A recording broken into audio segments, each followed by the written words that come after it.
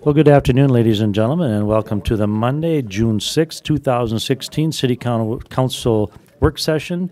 At this time, I will call the meeting to order. And we're going to start right off with Matt here, who we are Skyping in. How you doing, Matt? How you doing, Matt? How are you guys doing? Great. We had to just make sure we had you off mute and all that good stuff. The first thing we're going to talk about is retail marketing for Watertown, the opportunities that you guys can present to us. And it's good to see you again from Las Vegas, absolutely. So I'm going to let you guys just go ahead and talk to our city council. There's 10 of them here that make the decisions on what we do and do not do for the city, and we'll take it from there. Fair enough?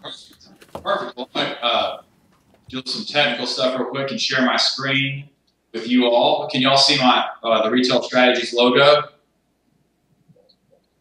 Yes, we can.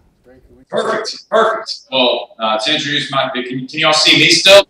See the logo. Yep. You're looking good. All right.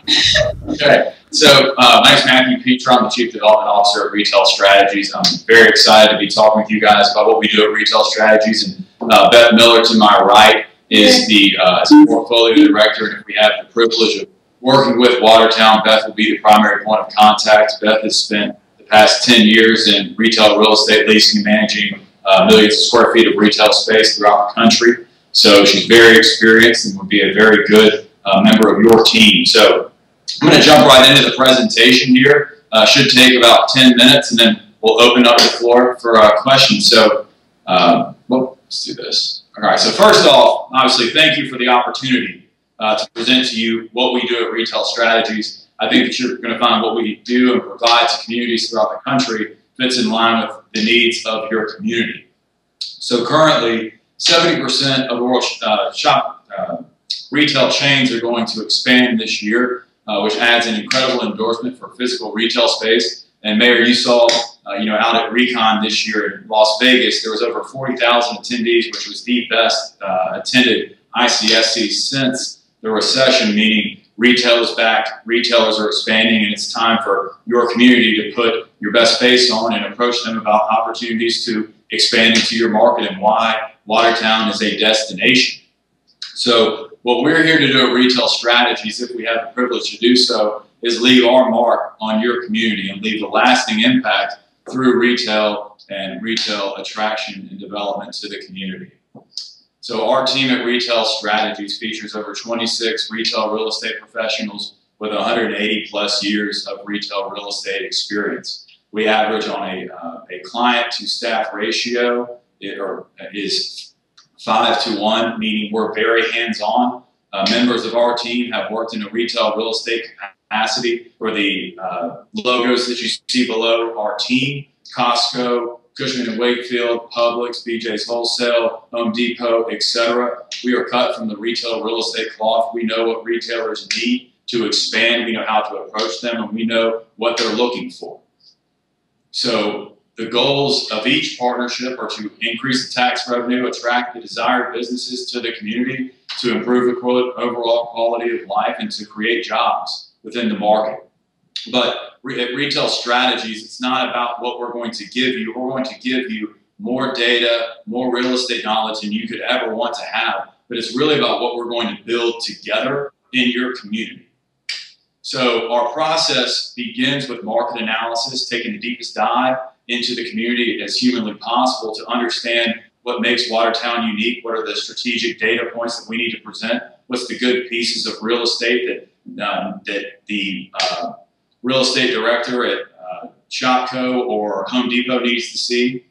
We take all of that, the market analysis, so that's data, real estate, and obviously the community input, and create a strategy around that. That strategy is presented to you roughly day 90 to day 120. And then we go out and implement that strategy on your behalf. So we task with a professional like Beth with calling on property owners, brokers, developers to tell them what the city has hired us to do and how we can be a resource to them. And then we have retail recruitment professionals behind Beth who will be calling on the retailers and developers throughout the country to show them why Watertown is a destination and why they need to locate there. And obviously, at the end of that will be your results. And again, it goes over those goals that we just talked about: increased tax revenue, job creations, and new business opening their doors in your market that you want to see. But the thing about what we do is that it's a never-ending process. As new retailers come to town, that opens the door for you to attract other retailers. So we are here to be your long-term advocate and partner to attract retail not only today, but in the future as the community grows. So that's a brief 30,000-foot version. I'm not going to kind of dive into some of the unique things that we do in each of these phases, but keep in mind there's a lot that I'm not covering just for time's sake. So again, the market analysis is research analytics, completely understanding the community. From a real estate perspective, it's identifying underutilized and strategic real estate assets. And the community input is we want to become invested in Watertown and what you want your community to be from a retail perspective. We take into account, from a research perspective, the trade area identification, gap analysis, psychographic profiles, real estate. It's bringing our team of retail real estate professionals to Watertown to be in your community, driving the market, to again identify those areas for leasing, development, redevelopment, identifying traffic patterns, key intersections, etc. And then obviously community input. We have a back and forth dialogue with you, not only through the first 90 days, but throughout the life of our partnership to understand what is going to be desired business, what's undesired within the community. What businesses do you want to try to not recruit because it could cannibalize some great entrepreneurial opportunities in your market, etc. So one of the unique things that we do that I spoke with the mayor about is this mobile data collection, where we can essentially put a radius ring around a retailer in your market and identify where consumers are coming from based upon their cell phone and their locations-enabled services. So in a market like Watertown, which you trade from a very, very large area, retailers will have a tough time identifying how large that area is unless other retailers are sharing how the store is performing. So this is a great way to define your trade area very accurately. And we can approach retailers with this information. In addition, psychographic segmentation. So it essentially is demographic shorthand. It's identifying what type of consumer is in your market from a demographic, wage, occupation, consumer behavior, attitudes, preferences, etc. And retailers want certain types of consumers in the market. And this is the analysis that shows them who is in the community and why they should be interested.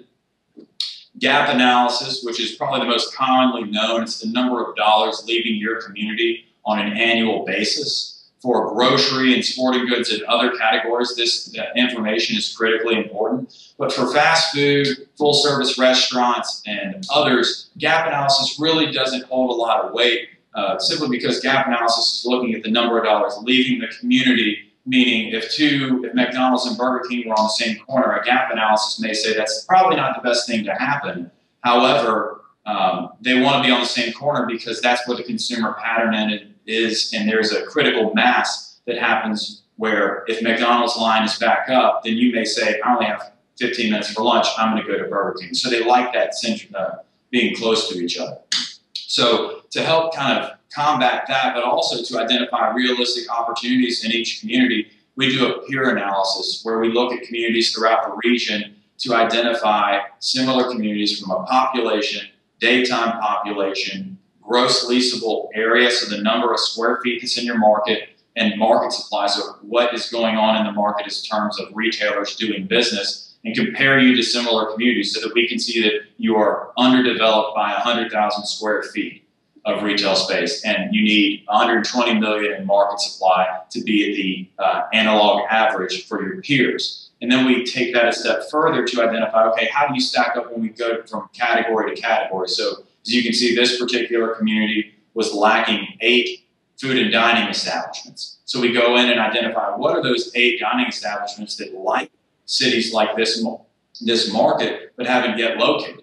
And that's a great way to approach a retailer with, hey, look, we know you're in 6 similar markets. Why haven't you yet located in El Reno, Oklahoma? And it's typically is we haven't found the right site.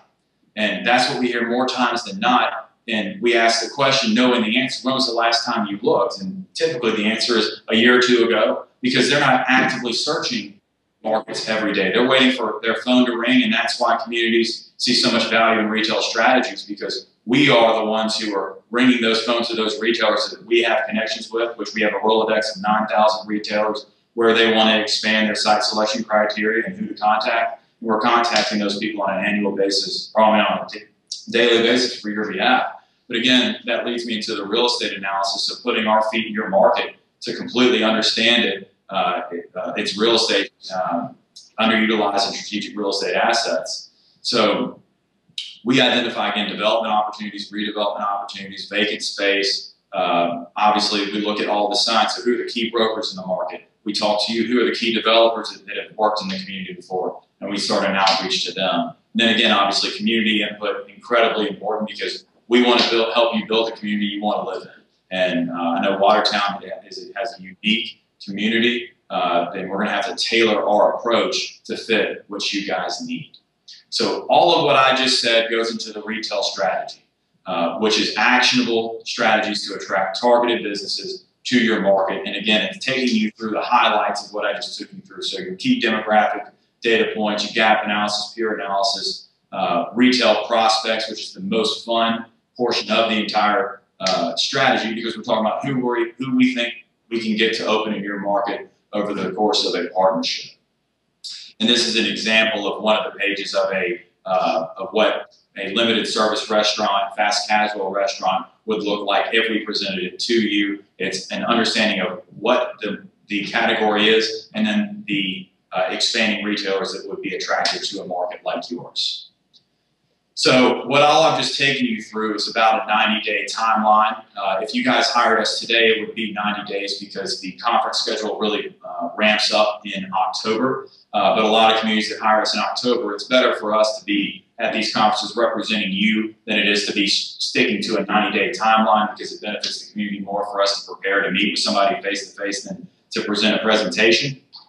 But it's roughly a 90-day timeline. And then again, begins that proactive retail recruitment, and this would be your implementation team. So as you can see, we're going to dedicate at minimum 9 people to be working on this partnership on a daily basis, connecting the dots with retailers, brokers, developers to attract them to your market. We attend conferences nationwide. The mayor attended the largest one of the year, which is in Las Vegas, but there are other critical ones. Chicago, which is in October of this year, will be very beneficial, as well as New York City, which is the national show, will be very beneficial to Watertown.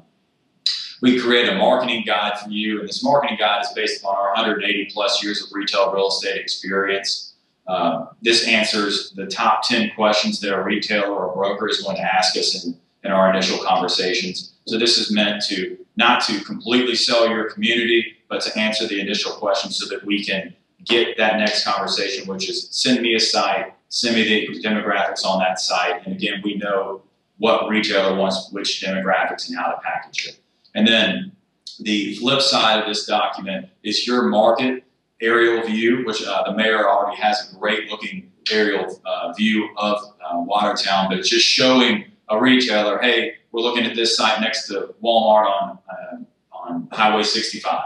So we can show the retailer where the site is. And again, going back to my gap analysis discussion, retailers like to locate one near one another. So if we can show them that the co-tenancy that they typically like to have is next to them, then it's going to bode well for their community.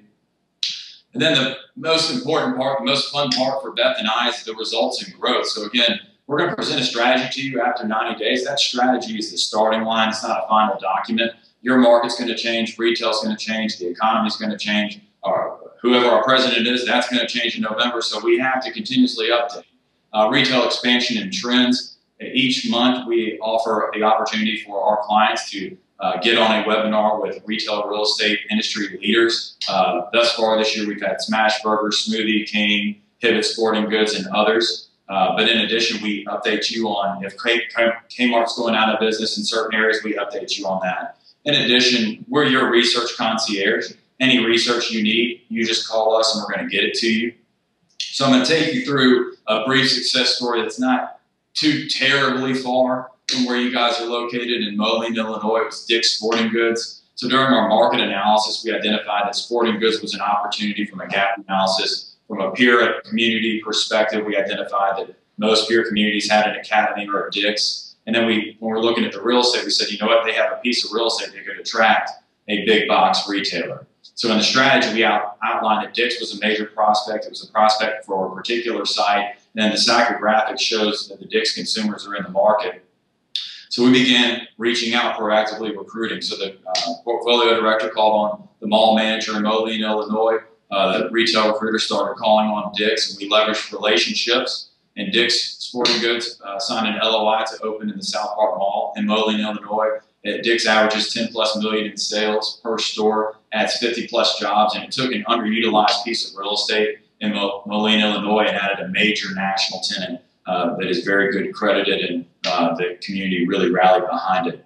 So again, the same process that I've just discussed with you that we would take on behalf of your community is the same process we took in Moline, obviously tailoring it to their needs and their real estate. So what the broker in the market who did the Dick's Sporting Goods deal said is that all retail strategies is doing is maximizing the opportunities for Moline to get potential users in the market.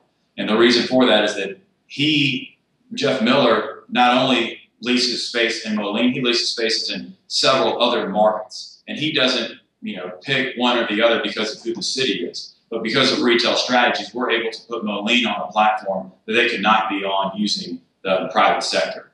In addition, Ray in the city of Moline gave us all the credit in the world in the paper saying, we were the people who came in and closed the deal. Which we don't want to pound our chest that much, but we certainly were able to leverage relationships and work and do exactly what we promised the city of Moline to create this end result for them. So I just gave you a ton of information, and I'm going to kind of take you through some key takeaways if some of it is lost. Research is critical, but real estate's always going to win. You need to enlist real estate professionals to help you identify opportunities, because research is just going to tell you what's right and what's wrong. It's not going to help you do a lot to fix it. Retail recruitment is a challenge. And it's the next bullet point too. Retail recruitment's not an event. Recon's great. We have 250+ meetings with retailers, brokers, and developers on behalf of our clients. But deals get done at Recon, but not every deal gets done at Recon. The process takes time, and we do our best to help manage expectations. But the good thing for Watertown is that 70% of retailers are going to expand this year, so it's a great time to get into the game. So to close, Beth and I have done a tremendous amount of research on Watertown. I've met with the mayor on multiple occasions, and there's no question there's a lot of potential, and we hope that we can have the privilege of being your partner to help bring that home. So. With that, I'll stop talking and go back to my camera and see if you guys have any additional questions for me.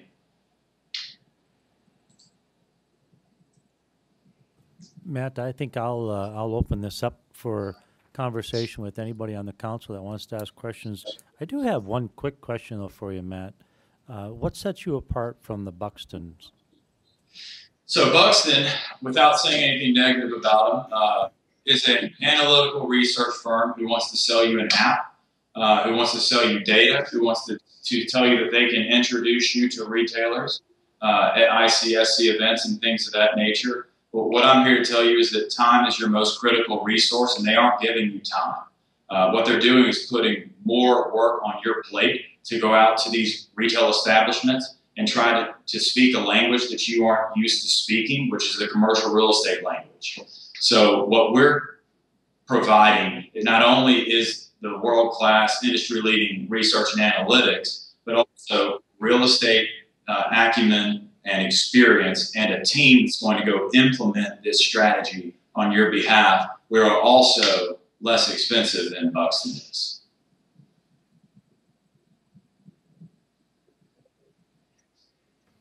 Matt, I have a question for you. And perhaps you've already shared this with the mayor, but do you have a list of similar communities to Watertown, the type of community that we are, and the successes that you've had, the different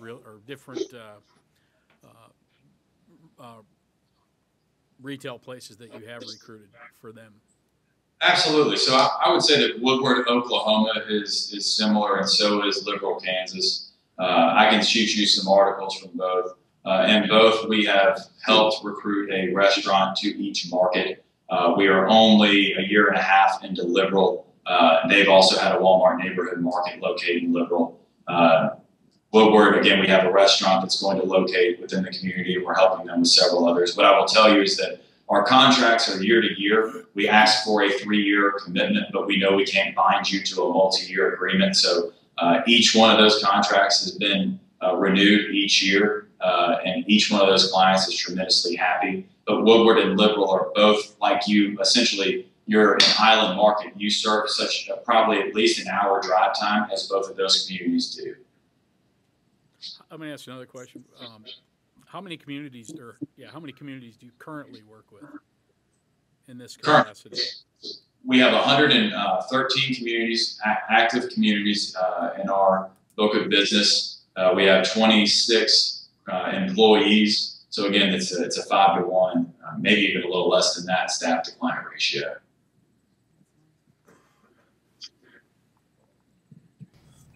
Typically, in let's say we were to agree to sign on with you guys, typically, how long does it take you guys to really get going and start seeing some results? Or I know that's kind of maybe a tough question to answer, but it is. It's always a double-edged question, especially because I don't know if there's media there. I've been quoted before saying something that I did not say.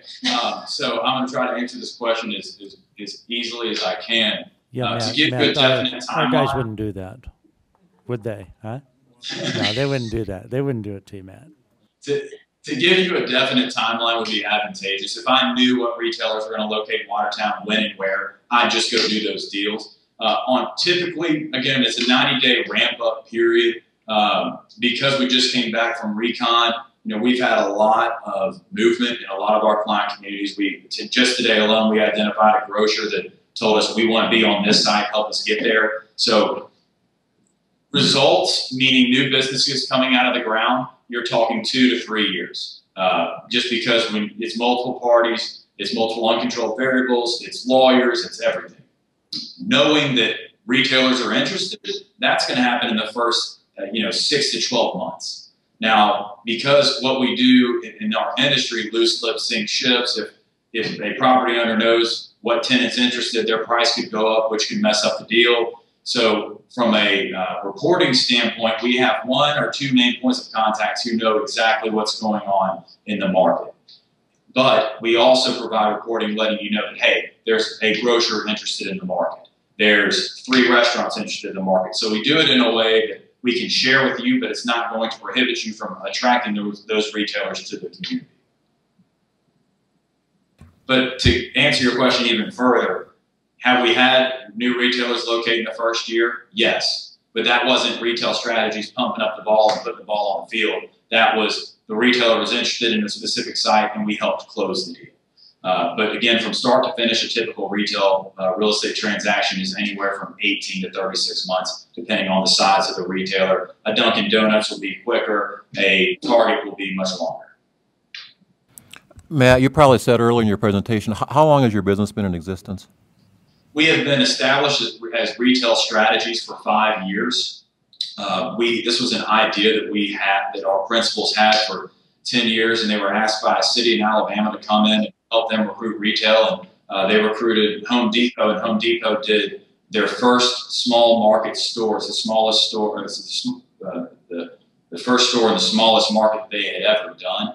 And that was about 6 or 7 years ago. So then they put the wheels in motion for retail strategies. And what we identified was that there are competitors of ours, and I say competitors loosely because we do compete over the same dollars from communities, but they take a completely different approach. We've developed this company in such a way that we can provide value to you through quality of service and quality of deliverables.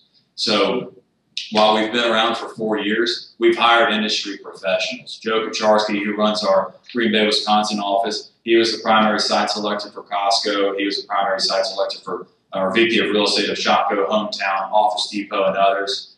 We just hired a guy named Bo Young, and Bo's been in the industry for 25 plus years doing development and leasing. Beth has been in the industry for 10 years. So while Retail Strategies as an established company has been around for 5 years, the people that we have hired have been in this industry for a long, long time.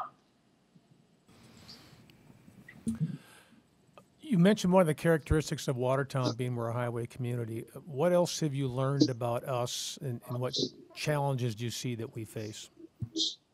So challenges will be distribution. I think that's going to be a challenge to identify who has the distribution capabilities to get to the community. I'm looking at my notes here. The good thing for you is that you have a lot of great national tenants that are there. Target, Buffalo Wild Wings, Jimmy John's, others. So our job is going to be to connect the dots with retailers who may be unfamiliar with your market, because the reality is it's not an easy market to get to. So we're going to have to bring the real estate and package it and put it on their doorstep and do the homework for them. So the difficult part for retailers is why partnering with us would be a very good move for the community. Because we can take what makes going into Watertown difficult, its location, and make that very easy for a retailer to understand. Do you see a lot of the major box challenges of entering the market? Again, distribution but that's not a Watertown problem. That's an every market problem. Do you see a lot of the major corporations, box stores that are starting to downsize into the smaller communities, such as Kohl's and organizations such as that? Yes. So downsizing is the wrong word, because that'll scare Wall Street. The term is right sizing.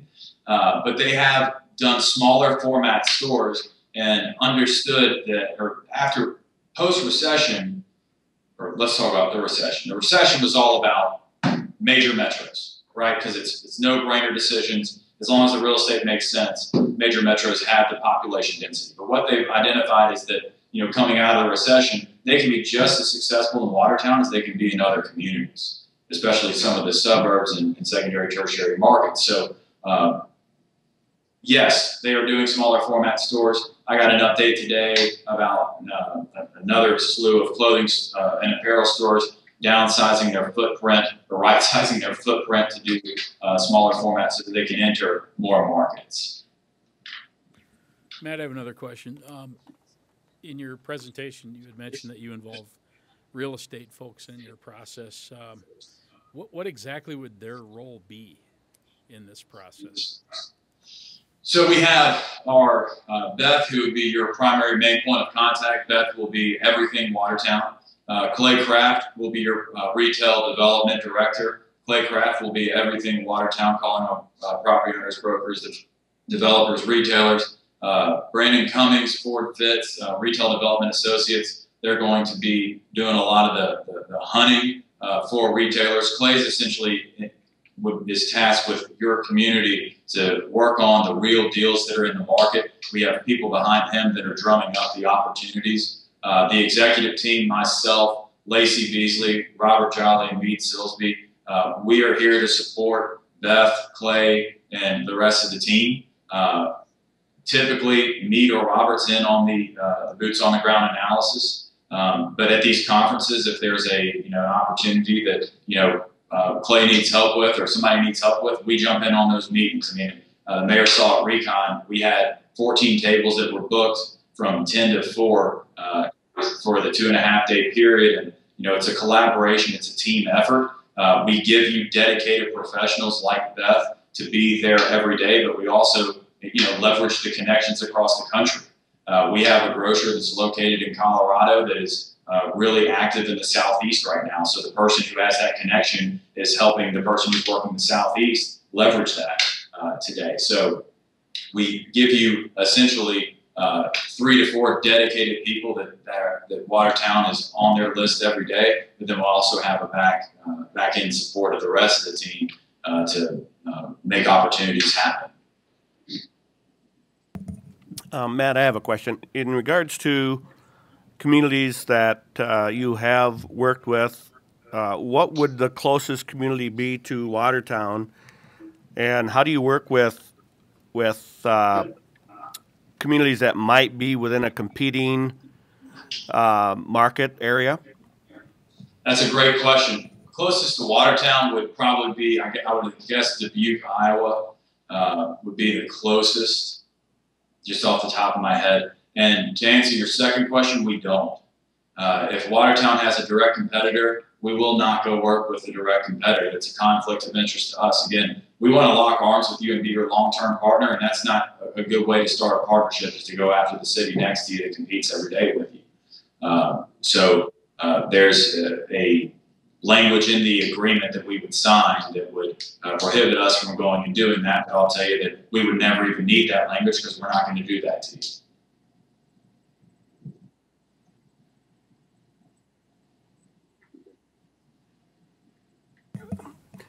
One last question I have is, now some of those names that you showed up there as far as prospective businesses or companies, a number of those are franchise type companies.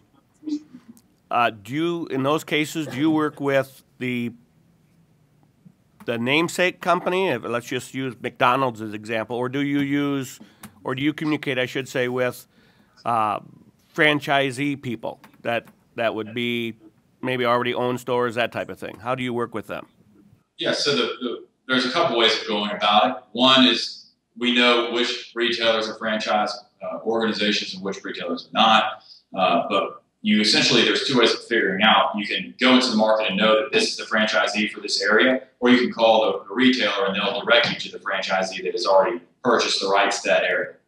So we'll go work both ways. If we need to work with corporate because it's a corporate store, we'll go to corporate. If we need to work with the franchisee who's purchased the rights to your area, we're going to go work with the franchisee. Matt, out of that 70% of the people that are looking, or the businesses that are looking to expand, what percentage are looking for communities, agriculture communities of 25,000 people with radius of 100,000? To put that in an exact percentage, I cannot do. But what I will tell you is that in markets like Watertown, looking at our retail recruitment efforts, it is not uncommon to see upwards between 75 and 100 retailers that have been contacted, over a 2 or 3 year period. I would say that, starting out, there would be between 40 and 50 retailers that we would target. And look, we could make you a list as long as you want, but the reality is there's only about 30 to 50 opportunities that would be expanding that we can capture on your behalf on a yearly basis. So it's a matter of, it's a numbers game. We want to fish in the pond that's got the most fish that are expanding. So again, it's all based upon what retailers are looking for, who's expanding, but essentially in the first year, we will at minimum contact 50 retailers on your behalf with specific sites. And that's one of the things I need to mention, is that we can't just contact a retailer and say, what do you think about Watertown? Because that retailer is going to get mad that we just asked about a community. They want to see a site. They want to see a deal, because that's how they're paid, is by getting deals done, by locating new retailers. So our job is to identify the real estate in your market, which retailers fit, and then promoting that to them as a good expansion opportunity for them. So Matt, when you said that you wanted to look at a site and such, would you then come out here and kind of take an inventory of what's available and what we have to offer? Exactly. That would be done within the first 90 days. More than likely, it would be myself and Clay Kraft, or another one of our members of our executive teams, and Clay Kraft. We like Clay, who again would be the retail development director, to be able to put his eyes on the market he's tasked with promoting and with attracting new business to. So yes, that would happen within the first 90 days. Okay. And we have software that we utilize for that as well. All right. I've got some time here. If there's anybody from the audience wants to come up and ask Matt a question, I'm open for that, because you might have a question that we're not thinking of. Mike, David, any of you guys? I'm open. Tim, come on up. Show me your taser and whack one of us. Anybody else? You guys got any questions that you want to ask them? Well, if not, well, Matt, thank you. I tell you, we have got a couple of, for sure, one other firm that'll be coming here in a couple of weeks that we'll be discussing, and then we will, because there's never anything decided or action taken at a work session. So what we'll do is we'll visit with other folks and We didn't discuss numbers, but I assume you have some numbers yeah, to Matt, you'll be communicate? sending us a proposal, what the costs are, and things such as that. Perfect. That sounds great. Yeah, that would be good. Well, thank you very much. I appreciate it. It went very, very well. Thank you. Thank y'all very much. Thank you. Y'all have a great evening.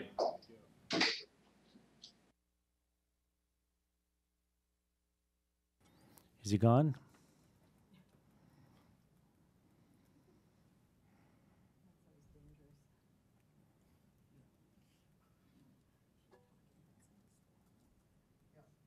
I have a little story for you guys, which I thought was quite interesting.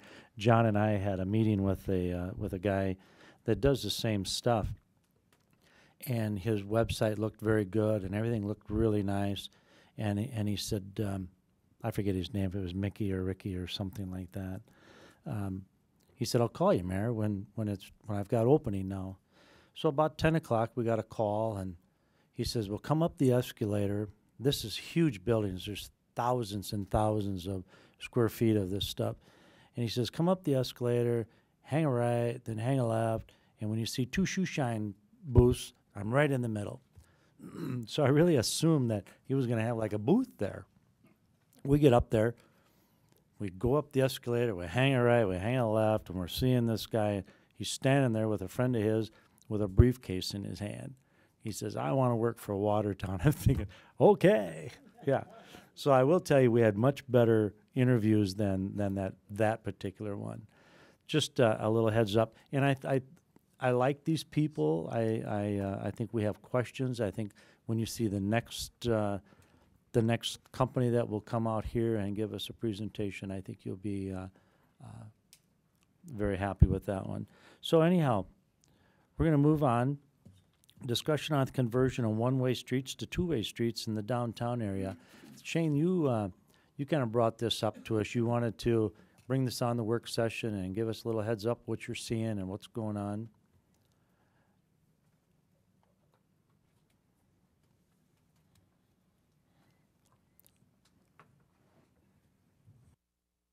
Yeah, I thought it would at least be good to discuss the issues that we would have to look at in doing the conversion from one-way to two-way. And thanks to technology, we can actually all ride in the same vehicle together via the internet.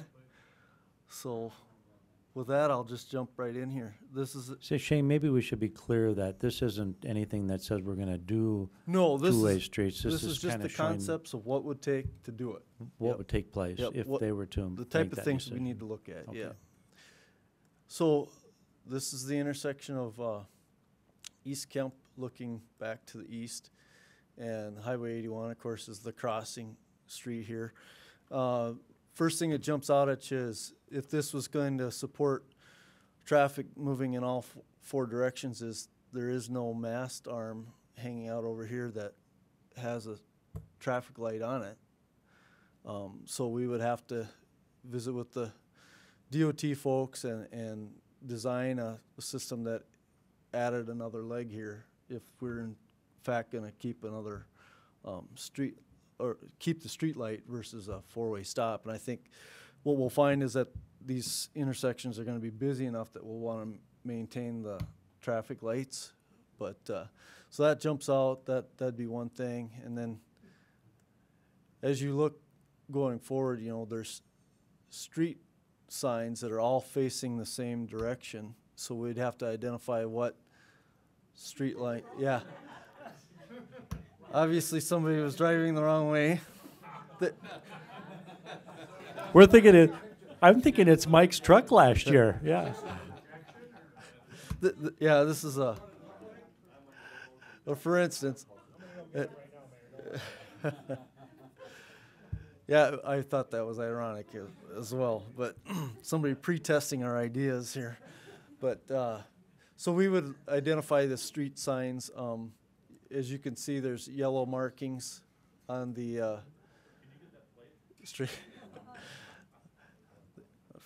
Fortunately for me, they blur all that stuff out, so I can't be accused of that. But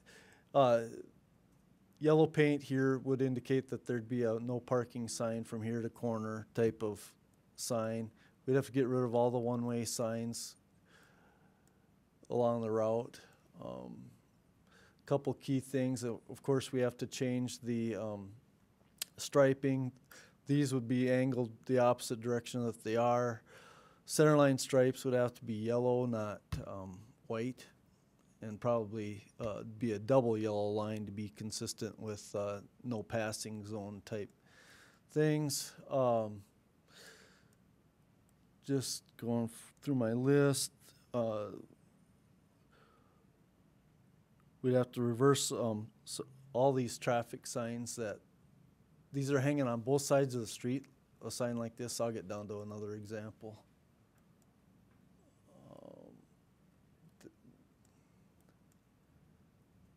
See that signs are facing the wrong way, so we would spin those around and get those headed the right direction. We'll have to look at all of these handicap parking spaces and maybe adjust those a little bit to make sure that they stay accessible for the handicapped folks. So that kind of stuff. We would convert these intersections up here. I think most of the handicaps are by the alleys, right? Because so they can have the extra typically, room.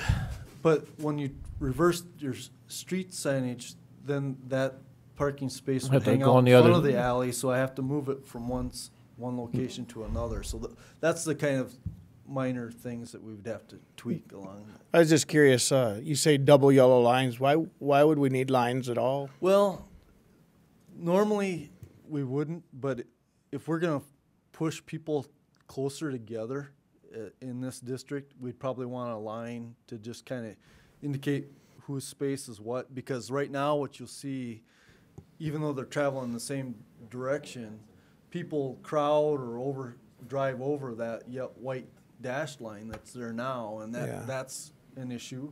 If you're going to have them coming opposing each other, you want to kind of define where the true center is. Okay.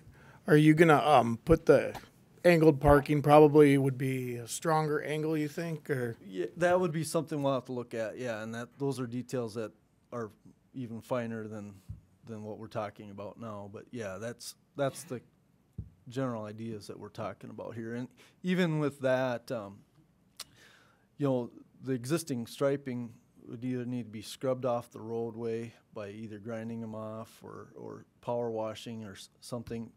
One way to do that quicker that we're considering is whether or not we would just seal coat the street, cover up all the paint lines, and then repaint everything the way we would want them. So there's some options that we have to talk about, but there again, that's the finer end of the design. We would propose that these stoplights be removed and just four-way stops put in rather than continue with the stoplights, mostly because I don't think that we're going to have the pressure of a lot of volume going through these intersections. It's just as quick to stop and go and wait, take your turn here. It's not like we have blocks and blocks of traffic stacked up behind these. So that would be one of the things that we would want to consider doing. I'll run up to the next intersection. One of the things we need to talk about too is these tall poles that had the mast arms on them for the traffic signals also contain a crisscrossed wire here that hangs Christmas decorations and other community event banners. So we would have to think about whether we would want to retain those poles for that purpose, or if that's something that would go away and we would redo the Christmas decorations a different way or things. So kind of things that you probably wouldn't normally identify with changing a one-way to a two-way. But so that's kind of the stuff that we'll put together a plan if we decide to go forward with this thing and kind of decide how they would be implemented and when, and then when we're ready, then we would ask for the switch to go from a one-way to a two-way. But Broadway intersection's very similar to Maple. It has the crisscross wires up here again. They're hard to see in this view, but they're there. Again, we would do a four-way stop sign arrangement here, not a stoplights. Just an example of a handicap spot that wouldn't be able to function exactly like it is today is this would have to start over here and come out. So this marking sign would have to be moved over to a new location, and then we of course have to design that so that they can back out safely without backing over the crosswalk type of situation. So those are the minor details that become important when you look at the overall scope of making a conversion like we're considering here. And you know, one other thing to identify is these bigger signage pieces that were attached to those mast arms will go away as well. So thankfully we have smaller signage also in the intersection, but you know, they're going to be less identifiable than the big sign. But so just little things like that.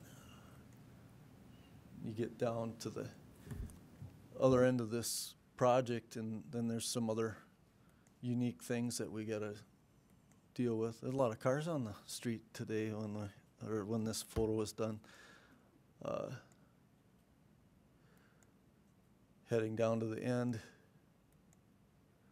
Okay, so all of this striping here would need to be reconfigured according to the new traffic pattern. And you know, again, you get to the other side of the roadway, and there's that double line that we talk about, you know, and these arrows would change. The double line is kind of what you would see in a situation where you're trying to define the center line. Whoop, I went too far. There's some signs here that need to be removed. You can see signs that do not enter and restrict the turning movements, so all those would be removed or adjusted accordingly. So I'll just quickly take you the opposite direction down first. Shane, while you're moving, I believe I heard in one of the previous discussions on this that they'll do away with all those big overhead lights. There'll be more of a lamp post thing. Is that the case? Well, they're at the intersections where those are attached to mast arms, they might go away. Otherwise, that's a different level of discussion for this. I think that's something that would probably come more out of a downtown revitalization project where you change your lighting to something else rather than do that just because you're changing traffic patterns. But it certainly can be implemented together, but I think it's a separate discussion. Shane or Mayor, is this strictly a local decision? And the reason I asked that question, I'm dating myself. I remember back when Herb Jensen was mayor, we thumbed our nose at some federal regulation concerning traffic flow or parking on Kemp Avenue because it made Paul Harvey national news for a time. Is there anything that, I mean, is this strictly our decision to make? My understanding, it is our decision. Yep. One of the things, too, to kind of go on, this is going to be in front of you guys tonight with the Strong Towns engagement. Strong Towns is actually going to come up here and also talk about the two-way streets, you know, whether it be Camp or First Avenue. It'll be a big discussion. He was really involved with the charrette that was just recently done. So we'll be asking for that to come up and give us a little more insight as to if we should or should not even consider these. But back to that, Glenn, I have not heard of any other. But people have said that to me. I think David Law, you asked me that, didn't you? I remember hearing something about that there was some federal funds used in some fashion or other when that was converted, and whether that means we got to get some kind of a okay from somebody, or if that timeline's long since passed and doesn't make any difference anymore, I don't know. Yeah, it's kind of like who goes to jail? Probably the guy that's driving backwards on Kemp Avenue. Yeah. That's what I'm thinking. Well, my first step will be to reach out to the DOT and let them know that we're considering something like this, and ask them, the first question is if they agree or not, to let us change those intersections, especially as they encounter Highway 81, because that changes their use as well. And we'll see a little bit more when I get back over on that end on First Street, or First Avenue. But anyway, that's the first step, I think, for me, is to reach out to them and let them know we're even thinking about it and get some feedback, and then go from there. Shane, I think you want to check with Rob on that, because I know Rob, me and Rob have had quite a few discussions over this, especially on First Avenue South. He has reached out to DOT and has had their blessing on First Avenue South, so. Okay. Yeah, Rob and I are working on this together. This isn't just an engineering project. This is a project for both of us to work on together. Shane, typically speaking, does a two-way driving lane, is it typically wider than a driving lane for, two parallel, go in the same direction one-ways? Not really. Typically, we try to keep a minimum lane width of about 11 feet. No matter what direction, No whether matter you got what two of them direction. going this way or two going the same way? When it's opposing, it is desirable to have a 12-foot lane or more, but most rural highways is a 12-foot lane going opposite directions at 50 miles an hour or more. So it's not an uncommon thing to feel like you're enclosed in town when you do change it to opposing traffic, but in reality, it's almost the same dimensions as you're used to out on the highway. What is it down there now? We could get 11-foot lanes, I think, especially if we play with the angle of the parking a little bit. But you don't think we have that today, though? We have approximately 50 feet from curb face to work with, and so if you take the 22 feet out of that, we have roughly 30-some feet left, and that's what our parking. Hey, Shane, We have to. the one of the reasons I understand I read was for a lot of the one-way streets is that the left-hand turn issue.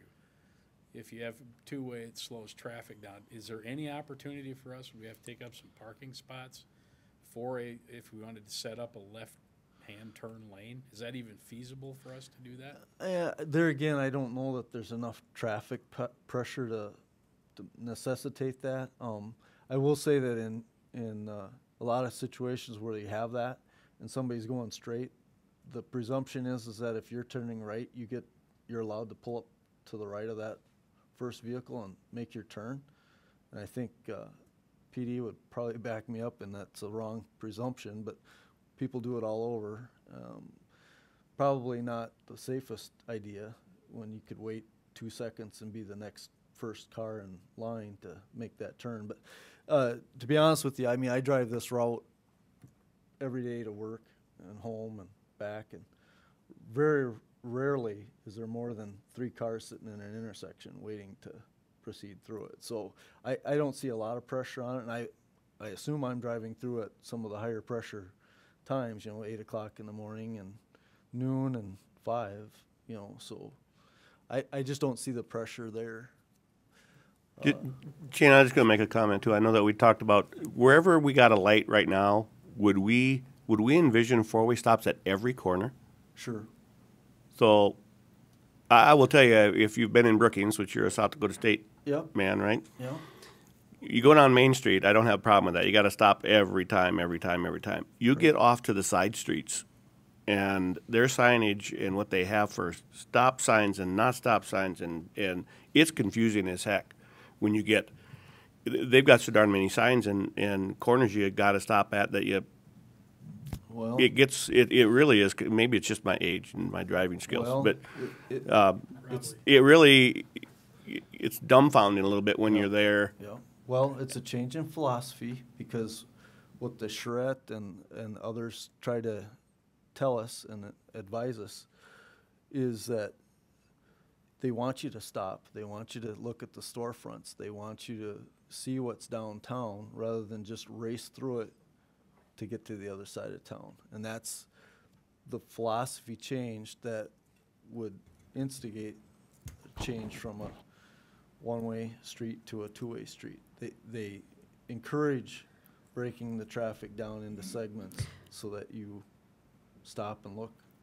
One of the other issues on that same scenario is that without the traffic being able to stop at each intersection, it's a much more dangerous environment for pedestrians and bicyclists. So by being able to just kind of keep going straight, a lot of times it's more difficult. And I see it downtown a lot where people have trouble navigating across, but whereas if you have a stop sign at each corner, I think, like he said, you're slowing traffic down, you're giving people an opportunity to see what's there, and you're making it much more pedestrian and bicycle friendly. And if we're going to continue to encourage people to live downtown, to shop downtown, to own places downtown, you want it to be pedestrian friendly. So I think that's a thing to keep in mind as well. I think, Mike, to your comment there, though, part of this discussion is going to be, obviously, camp needs to be slowed down, but the two First Avenues, obviously the one behind us, I think, probably that if you're going to want to get through town and not stop downtown, you're not going on camp. You're going on camp because you're downtown to do business, or you want to take a drive through, whatever. The next question is the other First Avenue. Is that, the stop signs maybe are on the side streets and the first goes through. So I think there's going to need to be some talk about that. Yeah, First Avenue, as far as I know, the only intersections where it stops is at this intersection I have up here of Broadway. I think otherwise it's pretty much a straight through all the way. The school would probably end up needing to have stop signs maybe where at the school down there. Look at that. That's true. But right now there's no stop sign, but the traffic's only from one direction, so they only have to look one way to determine whether it's a safe crossing or not. So yeah, that could be another issue that we'd have to look at. But we'll continue driving down. Most of the items are the same, going the opposite direction. Now here's an intersection. Up here is the stoplight, and here there isn't. And I never see a car parked here for more than a few seconds. It's pretty much a stop, make sure you're clear, and you're going forward. So I don't see a lot of pressure to keep those stoplights in place, but there are a couple churches along here, so we might want to be mindful of their traffic patterns as well. The IC school, good points. Here we allowed the angle parking again through here. There's that pedestrian crossing. I'll back up. Because of the school, it does have the pedestrian, and if we switch the traffic, this sign will get turned around so that you see it from the other direction. But yeah, if warrants needed it, we could make that into a four-way stop if we decide that we want to create a soft or safer crossing. But so those are the kinds of ideas that we have to think about and talk about. Shane, typically do you lose spots? I've heard that when you change the traffic pattern, to two-way, that you would lose parking spots. We may lose a couple here and there, but generally not. They're pretty even because you're just changing how they lay out. In other words, you might lose one at the south end of the block and gain one at the north end of a block. But just because the way you flip the lines, you should end up with generally the same amount of spots. Right. What about delivery vans, like uptown? I see them parked all the time up there, and yeah, I don't know if they were there years ago or if they parked up on the street side or what. Things are changing a little bit. Back in probably even not that far back, in our lifetimes, we could probably remember when deliveries came in a smaller straight truck and probably fit down the alleys real well. And that mentality is changing now. We're getting the bigger semis making deliveries. For sure, all the material that's coming into the Slumberland store and unclaimed freight stores are larger vehicles. They aren't the smaller straight truck anymore. So you do make this conversion. That is one thing that they've had a luxury of being able to park on one side and allowing traffic to go by them on the opposite side and stay in the same direction. So that's something that you would be giving up if the conversion's made, and we'll have to have that full discussion on how disruptive may that be or may that not be. And maybe what the real answer is there is that we continue to improve these alleys and encourage the trucks to use the alleys or side streets more, you know, pull onto a Maple or pull onto 2nd Street or whatever and wheel something around the corner a little bit further. It seems to me that right in front of the the door. times I've run into trucks downtown, they've been on the Maple or they're not on Kemp. I can't say that I've seen it on Kemp much. Right. So Both the ones you mentioned was Slumberland and Unclaimed Freight. Most of their stuff comes in through the alley, through the Yep. back door, so. yeah, but it is difficult for them to get onto the alley. I mean, I have identified that. So, I mean, there's lots of discussions. Here again, 1st Street coming up to Highway 81, we'll have to change all of the striping. This sign probably wouldn't be necessary. This sign wouldn't be necessary. In this case, there are the proper lights on all legs, but we'd probably have to reset loops in here to function to allow the trigger mechanisms to go appropriate to what you want your traffic patterns to be. So if you wanted this would probably be a left turn only, and this would probably be a straight right type of situation instead of a straight, because here you have the left, a straight, and a right. But so that's the kind of stuff that we got to talk about. As far as impacts to the highway, I'll go down this way and just show you.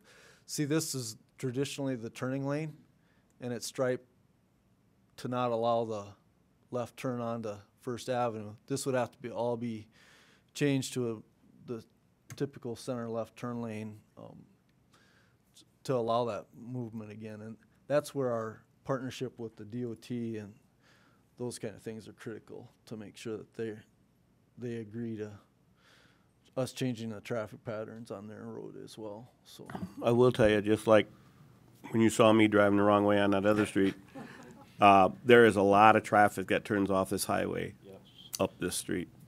yeah, and for us that are locals that have been driving it for a long time, I would say that there's probably very little errant driving on average, but there's always that person that does get confused, forgets which intersection they're on, or if they're from out of town, they certainly could get easily turned around.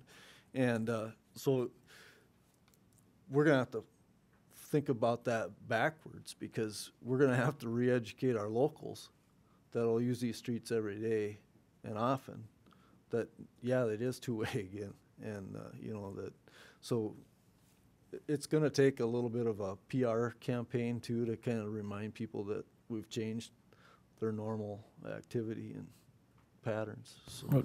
We discussed this a while back already on 1st Avenue portion, and my 2 cents would be that obviously we consider both, and I think both end up being the end result, but I think we deal with 1st Avenue first and get that, if we're going to do that first, because some of the other discussion on Camp was maybe doing some bump outs at the intersections and other things, and maybe that should just be planned as part of the whole process. So if you're going to do anything with signage and all that, otherwise you're going to put signage in and then end up having to move it and other things. So where 1st Avenue, I don't perceive there'd be that type of thing going on. Plus that gives people a little bit of opportunity to start getting used to that one changing, and it just my feelings on that.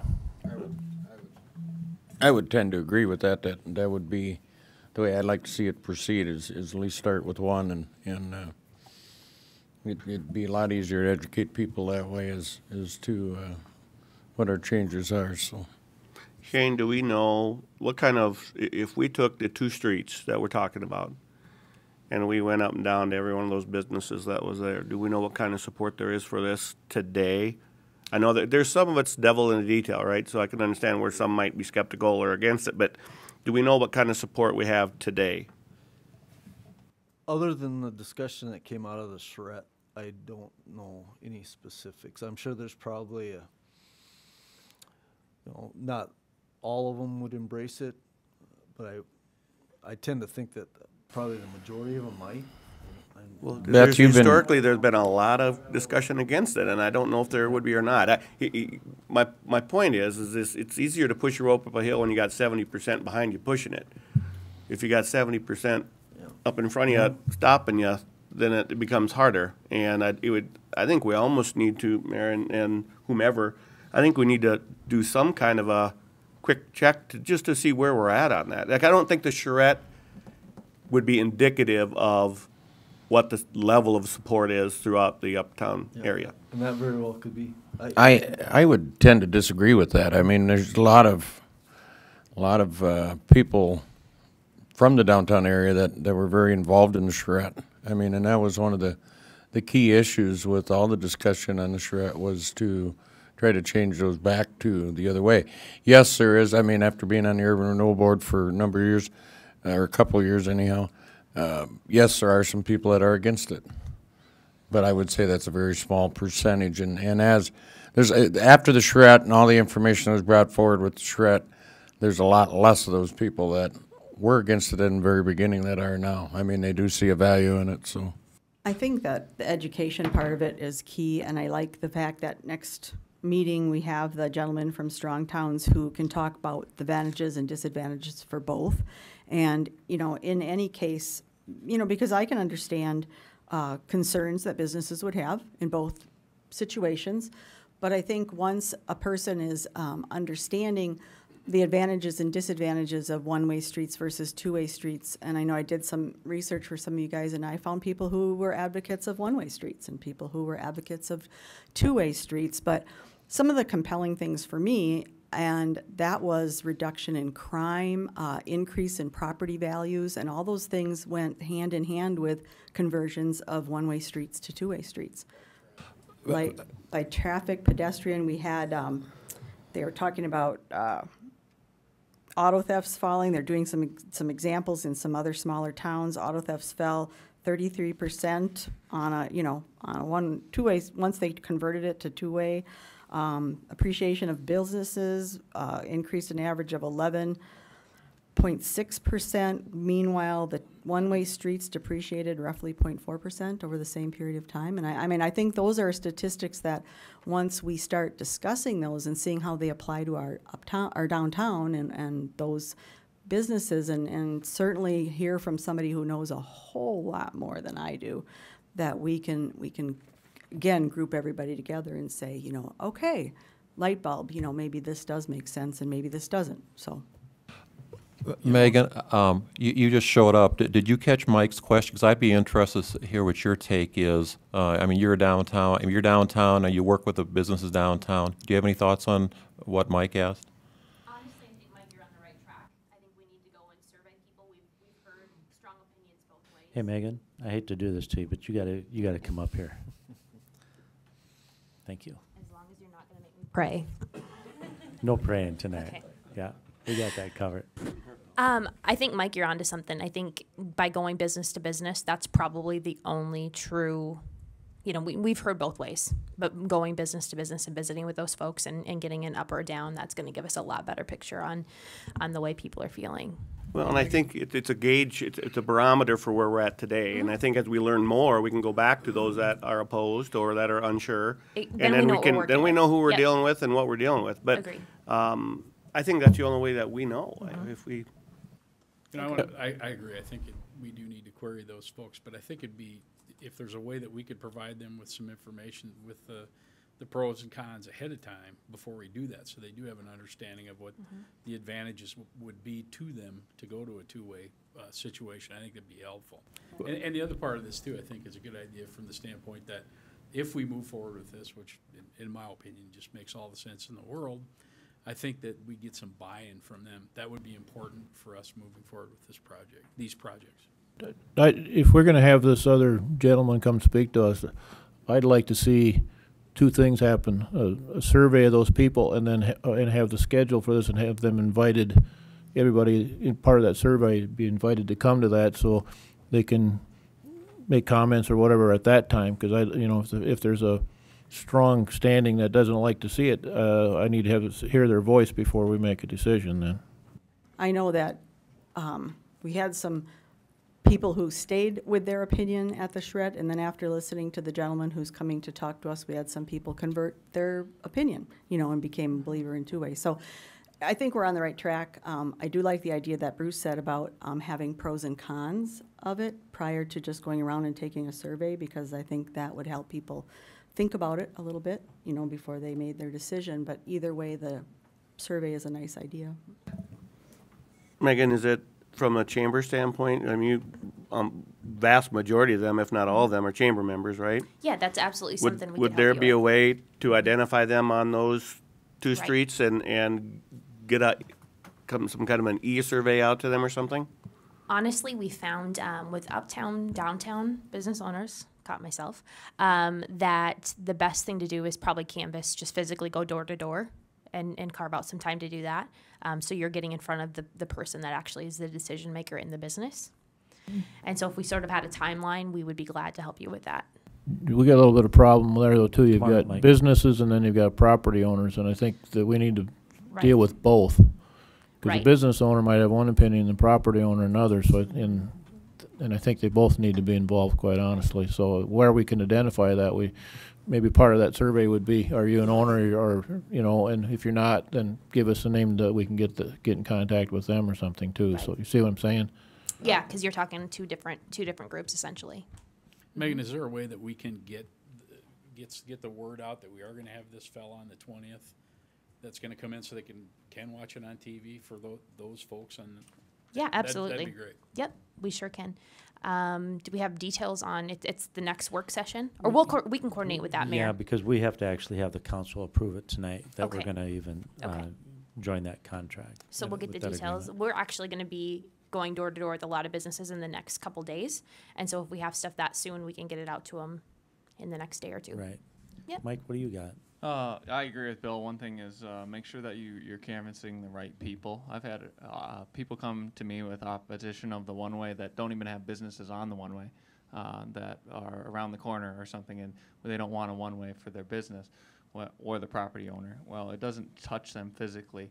I think that when you do this, you want to make sure you're talking to the people that are actually involved in the businesses that are touching the one-way or the streets that are involved, because I've had a lot of opposition come from people that don't even are on the other First Avenue, which has both directions, come up and tell me they don't want a one-way. Well, what does that represent to us on Kemp that do want the one-way? Because there's a lot of us that do.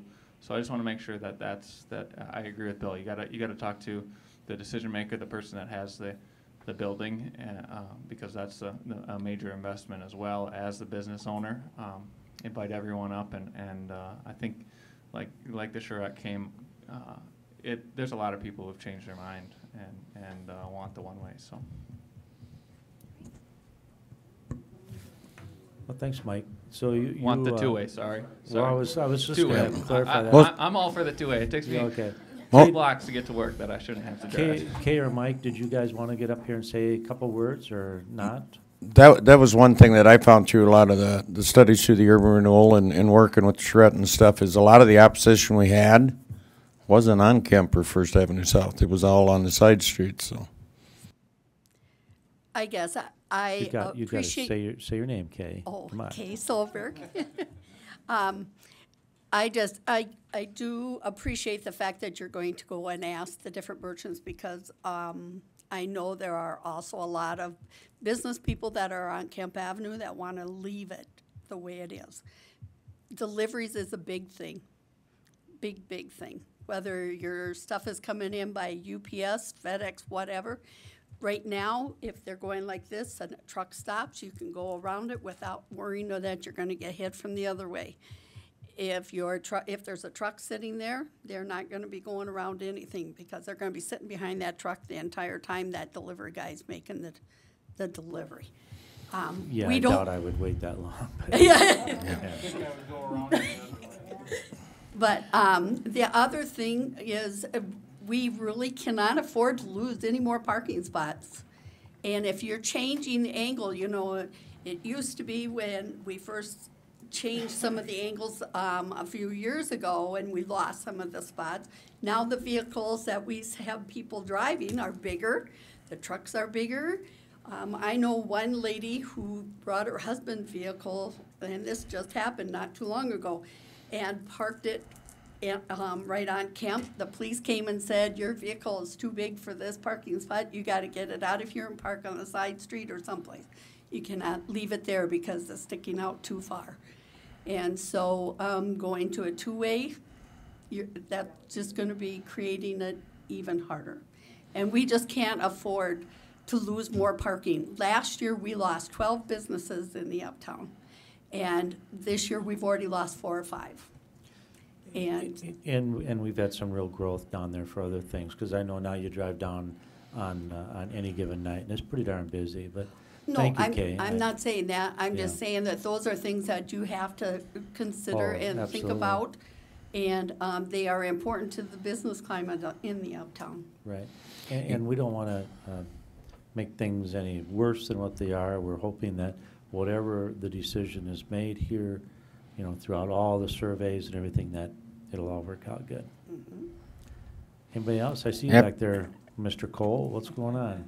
Okay, after working with the type of delivery company for 20 years that I did, and we worked in a lot of downtown districts, we didn't park our trucks on the street when we couldn't. I mean, right now, if one's parked in the middle of Kemp Avenue and blocking one lane, that's in violation of city ordinance, even if it is one way. Well, it's just a lot of businesses do not have alleys. Right. And that's part of the problem. There's no place for them to make deliveries to those businesses without. Well, thanks, Kay and Shane. Thank you very much. There's a lot ahead of us here. I think we will. I don't think, Mike, did you want to say something? Cole? I think Kay basically. Okay. I think. And drop that fake accent, will you? Okay, Steve, I'll do my best. My name is Mike Cole. I do have a numerous amount of buildings that I own downtown. And I am actually with Kay because I do think there's going to be a large impact on also deliveries, obstruction of traffic when they are making those deliveries. And I just think, I'm just trying to figure out where is the sense coming in on all this. It seems to be functioning quite well as it is. Why do we have to change it to a two-way system? You want me to smile, buddy? Right? You've been in that hot seat before, haven't you? I Mike? have. Okay. Yeah. So I'm asking you the question.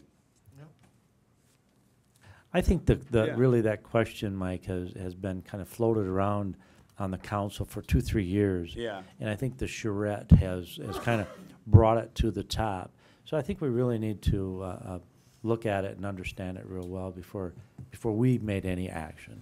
I know from my perspective, Mike, one of the things that when we talk about the change at the end of Camp, possibly with the First Avenue and whatnot, that becomes a whole conglomeration of a mess, in my opinion.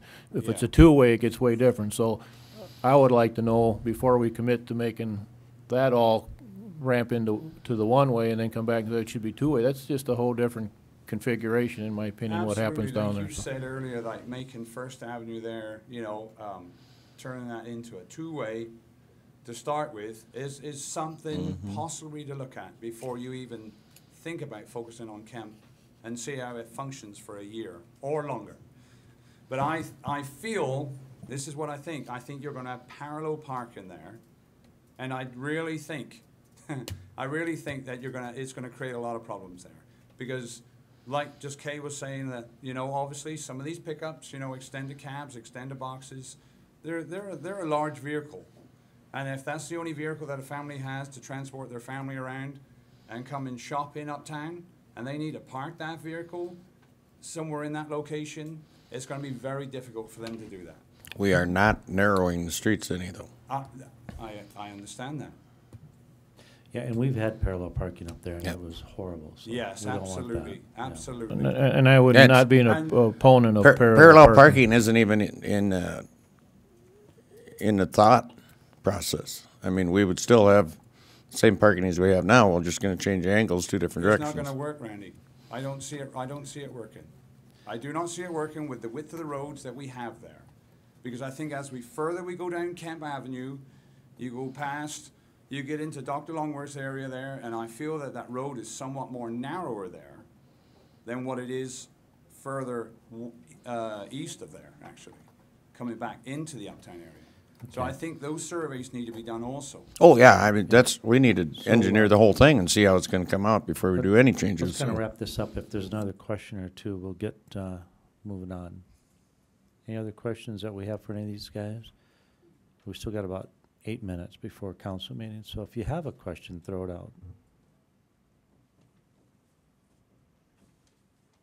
Oh, comments or questions? Mike, I'm going to answer your question from my perspective as to why is it being considered. Prior to being on the council, been on the council 5 years now, but prior to being on the council, I was on Plan Commission for about 8 years.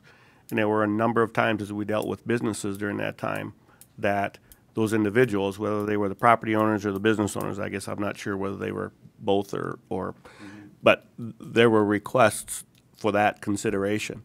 There's been times where for years and years, we've talked about the revitalization of our downtown area. And I think that's part of that discussion. It's a consideration. I think that's the process we have to go through. Absolutely. And this isn't Shane Waterman pushing this. I know that's who you turn to. I'm targeting him because he's sitting right next to Okay, me. I understand, but I understand. But my point is, it's not him that's pushing this. Yes. It's the public that has pushed this, I think and it's been chosen to get picked up via. I think it's the charrette that's brought this more to light. I agree. That's what I feel. So I think, yes, you must approach the business owners and also the landowners then, the property owners, and have their input. And then, like Bill was saying, probably bring everybody into the room, invite everybody that evening and have a sit-down, full discussion to see what sort of impact this will bring. And that's what I feel. Okay, well, thanks, Mike. Yeah, absolutely. Shane, thank you very much. I think, folks, at this time, I'm going to adjourn this meeting, and we'll be back at 7 o'clock. Okay, guys, here we go. We're getting ready. Lights, action. You ready? Okay, well, welcome, everybody, to the Monday, June 6th, 2016 City Council regular meeting. At this time, I'll call the meeting to order, and we will have a prayer by Reverend Sharon Bailey from First Congregational United Church of Christ. Is she here? I'm sorry, Stephen. I'm sorry. I don't have my glasses on, Steve, so I apologize for that. Oh, okay. All right. Yes, let us pray. Gracious and loving God, we thank you for this day and all the opportunities that it presents. And we pray that we make the most of the opportunities that come our way. This evening, we are especially mindful of our community and the many opportunities we have to make it a better place for everyone. Help us to do what is right in your sight and improve the community in which we live. In particular, guide the body here assembled and grant it the wisdom and courage to make good and useful decisions for the welfare of all. Amen.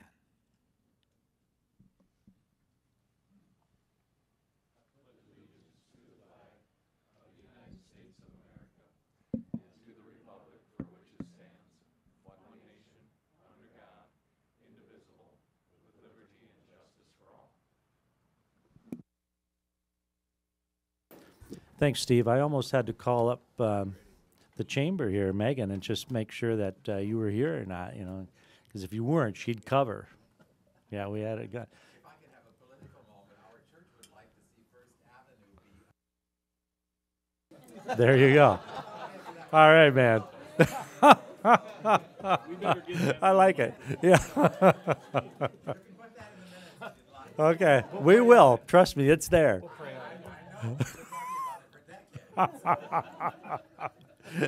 Thanks, Steve. All right.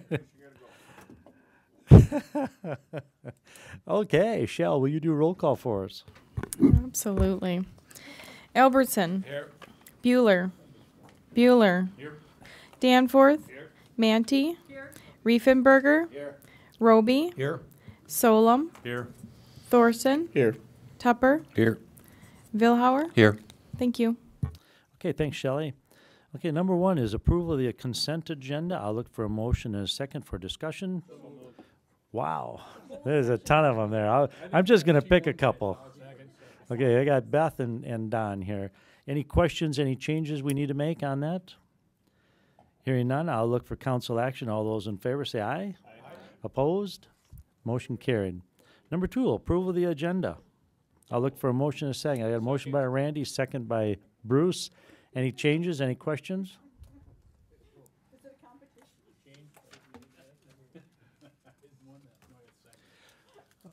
Which one, Shell? Oh, the strong, I'm sorry, I do need to add this, guys. I need to add the Strong Towns Engagement Agreement. And we'll put that one as number, what, 14C or something to that effect. And we'll go Strong Town. I will change my motion to make the change, to accept the agenda with the change. Strong Towns under 14C, did you say? Yes. And I will resecond. Okay, so I have a motion by Randy, a second by Bruce on that. Any other questions, any other changes? Hearing none, I'll look for council action. All those in favor say aye. Aye. Opposed? Motion carried. Number three, application for a new retail on-sale malt beverage and retail on-off-sale wine license for Byron Shen, a.k.a. Rachel, doing business as Downtown Sushi at 18 North Broadway. At this time, I will open the public hearing. If there's anyone who wants to speak in favor of or against this is your opportunity. Hearing none, I will close the public hearing. I'll look for a motion and a second for discussion. So moved. Second. Motion by Bill, second by Glenn. Any questions on this? Hearing none, I'll look for council action. All those in favor say aye. Aye. Opposed? Motion carried. You're good to go. All right. In fact, folks, that's where her new sushi restaurant will be, is in the old Good to Go building on 18 North Broadway. Wonderful. Yeah, we're excited for you, Rachel. All right, thanks. Number four, application for a transfer of ownership and location of a retail on-off sale malt beverage license from Shiv Shakti LLC, doing business as Days Inn at 2900 9th Avenue Southeast, to Harry's Haircuts and Hot Towels LLC, which is inactive at 1522 Parkview Drive. At this time, I will open the public hearing. If there's anyone who wants to speak in favor of or against this, it's your opportunity.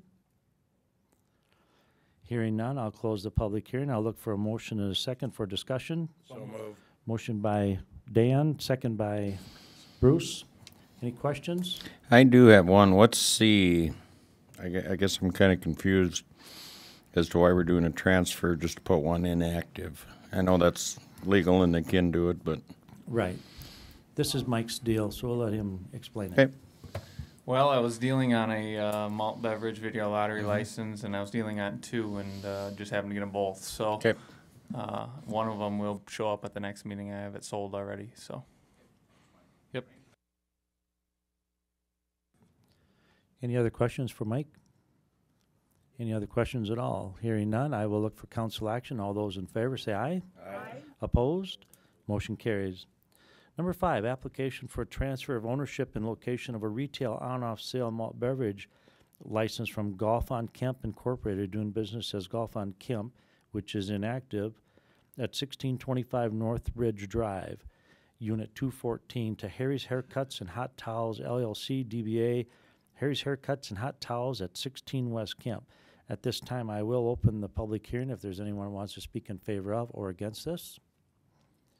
Hearing none, I'll close the public hearing. I'll look for a motion and a second for discussion. Motion by Mike, second by Beth. Any questions for this one? Hearing none, I'll look for council action. All those in favor say aye. Aye. Opposed?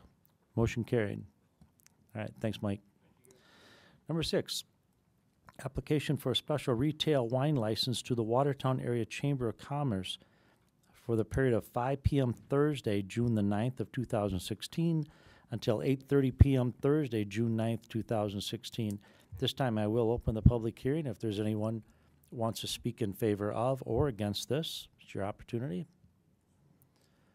Hearing none, I'll close the public hearing. I'll look for a motion and a second for discussion. So moved. Motion by Glenn, second by Beth. Any questions you guys might have? Megan, what's the event? Because we got the next one too, right? This is a lot of moving parts for me. This one is the wine walk for this Thursday. I would tell you that maybe if you've been following Aberdeen news at all, they canceled a wine tasting event that they had up there. There were some questions with the Department of Revenue, a big event they had booked later on in the month. As a fundraiser, how our event differs, I spent a lot of time on the phone today with Department of Revenue, and we have Wade has been working diligently to make sure this is taken care of. We actually are purchasing the wine from the distributor, and they were getting a donation of the wine and turning around and making the profit off of that. So that's where the Department of Revenue gets involved. So we are completely free and clear and in check with both the city and the Department of Revenue. I have to kind of chuckle because I've already bought tickets to this and you're just asking permission to do it. For the record, this was supposed to be on the agenda a while ago. Okay. Yeah. All right. So, no, we are on the straight and narrow, Mike. I promise.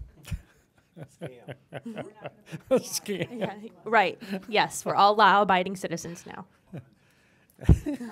You guys, any other questions? This is a tough group tonight, It Megan, I'm is. telling Wow. you. Yeah, I've heard scam and I've heard Ponzi. I don't know what I'm hearing. I don't know. All right. Well, I'll look for council action. All those in favor say aye. Aye. Opposed? Motion carried. Number 7, application for a special retail malt beverage retailer's license and special retail wine license to the Watertown Area Chamber of Commerce for the period of 4 p.m. Friday, July 15th of 2016 until 10 p.m. Saturday, July the 16th, 2016. At this time, I will open the public hearing if there's anyone wants to speak in favor of or against this. Hearing none, I'll close the public hearing. I'll look for a motion and a second for discussion. Motion by Mike, second by Dan. Any questions on this one? Hearing none, I'll look for council action. All those in favor say aye. Aye. Opposed? Motion carried. Very nice. Thanks, Megan. Thank you. Number 8, proposed lease agreement with Good Enterprises LLC for city-owned land around the Casino Speedway. And this is, of course, from the airport. If you want to come on up, Todd, I will open up the public hearing. If there's anyone who wants to speak in favor of or against this, your opportunity. Hearing none, I'll close the public hearing. I will look for a motion and a second for discussion. Motion by, was it John? Yep. John, a second by Mike. Any questions that you have for Todd here, or he can kind of explain what's going on in the first place, if you would? The racetrack was sold is the main reason we're just revamping this lease for Mr. Good. So this does replace an existing lease, Todd? Yes. It- Okay. Are there any changes? Started reading through it, and I would have had to go out and get the other ones, so I thought I'd rather ask you. Is there any significant changes? I'll defer my questions to the attorney. No, basically, originally it was, what is it, Benson to Brink, and then Brink to Good? And so we were trying to clean it up and just start fresh with a new lease. The pay structure for them for this first 10-year term keeps his rent the same for the first 2 years, because had he gotten an assignment, that's how it would have run. And then the remaining 8 years of the first term, the rent will go up. And the rent structure is still the same. So it was basically just starting fresh. So we're resetting the 10-year term though, but no. It's still a 10-year term. It's just his increase in rent doesn't happen. It happens 2 years into his first term rather than waiting 10 years. Because if it would have just transferred from Brink to Good, it would have been up in 2 years. Right. Right. So we left it that way. It's going to go up in 2 years. Or it may go up in 2 years, I should say. At the end of the first. And then we took out some things that were in the initial lease, because at that time they were going to construct things, and the fence hadn't been built yet. I mean, because it was old. It was way back with the initial lease. So we took that language out. 50 years or something like that? Yeah, and we can't do that Yeah, anymore. yeah, that's what I thought. So that was another reason to clean it up. I mean, Right. that's, Right. yeah. And Mayor, I will recuse myself from this vote when it comes time for voting for conflict of interest. So. Okay, any other questions for Todd? Hearing none, I will look for council action. All those in favor say aye. Aye. Opposed? Motion carried. Thanks, Todd. Number 9, first reading of ordinance number 1608, amending section 3.0109, regulating the keeping of certain animals within and for the city of Watertown. This is a first reading only. I would like to, Shane or Attorney Lisa, if you want to maybe mention what happened, what the changes are, or Beth, if you wanted to address it, somebody needs to kind of look at this and give us just a little update on why this came about and what's going on. I would defer to Beth because she's participated with the Animal Control Board. Although I do realize that I believe it was last summer, there was an issue with a raccoon. Yeah. And Dr. Reeb, the president of the Animal Control Board, is here as well. Are you still here, Mark? Yeah. Okay. I couldn't see you behind the monitor. Yes, this was one of the things where we had a situation where we had some ambiguity in the language in terms of what animal could be kept and what animal could be kept via or by a special permit of the Animal Control Board. And in looking at the actual practice, the Animal Control Board had never in the history that we could find issued a permit for any of these exotic animals. And as we continued to do the research and looked at other cities' ordinances, some of them were laboriously tedious to go through, but we found that we were consistent with a lot of the other communities. The other thing was, as we looked at some of these animals and researched them, Dan Miller is also on our board, and he has a lot of knowledge of animals. Another animal owner and citizen, Chrisma, she also has a lot of knowledge of animal behavior. We found that the animals that we are looking at excluding are all potentially extremely dangerous to humans. And rather than go through a long laundry list of individual animals, some of which we found were extinct on some of the community's lists, it was a true story. And we had to look up what an aardwolf was. But anyway, this reflects, I believe, a good, workable ordinance that the animal control officer also agreed was something that he could enforce. And it also reflects a statement in regards to non-human primates, which the state of South Dakota is encouraging all the communities to include in their ordinances. So, Mark, is there anything I missed? Okay. So that's the kind of the history and where we got to where we are now. Beth, So. I have a question for you after reading this thing. It does say that the animal would be removed. Is there an intent for any type of ramifications for somebody that violates this ordinance? Or are they just going to take away the animal? I think it depends on, I think at this point, the way the ordinance reads to me is that they would impound the animal and remove it. So this is only going to happen if somebody finds out about it. Right. There's no consequence for anybody that violates this ordinance. Well, they lose Other their than losing their pet. their critter, yeah. I think that there's probably some allowance in ordinance that we don't have, and Lisa, maybe you can help me, or Tim or somebody. There's probably we saw some cross ordinances in some of the other health rules in some of those areas where there was an allowance for fining and potential consequence for creating a dangerous situation, if you want to call it that. Tim, can you come up here and kind of fill us in if there's a charge or anything, any kind of a... I don't think there's any specific charge. It's not a petty offense or a class 2 misdemeanor, as most ordinances would be. It just gives us authority to seize the animal. That would be a discussion for the council if you want to add a level fine to it. You know, I think if you got dangerous animals, that's one of the objectives. My assumption is of this ordinance. Then I think we want to discourage folks from doing that. Absolutely agree. And in my opinion, there ought to be some sort of ramifications for somebody that does that. So they know up front that if they do this, they're going to get a ticket, a fine, whatever the case may be. Typically, a dog at large, for instance, that's a $114 fine. So if you're looking for a ballpark, that would be a good starting point. I've got a couple questions. I appreciate the conciseness and the brevity of this compared to some of the other cities, but I've got a question. I mean, how do we necessarily define dangerous? I mean, who makes that determination? I mean, for example, a pit bull, for example, is a dog breed. I mean, is that inherently a dangerous animal, or who again, who makes that determination? When it comes to a vicious dog, that would be it would be deemed vicious by law enforcement, and then that would set off a court of system of hearings that they could appeal it to the Animal Control Board, and then we would present both sides, and the Animal Control Board would either say yes, the dog's vicious, or no, and then sets the parameters. As far as specific animals, that's just based on research, I'm assuming.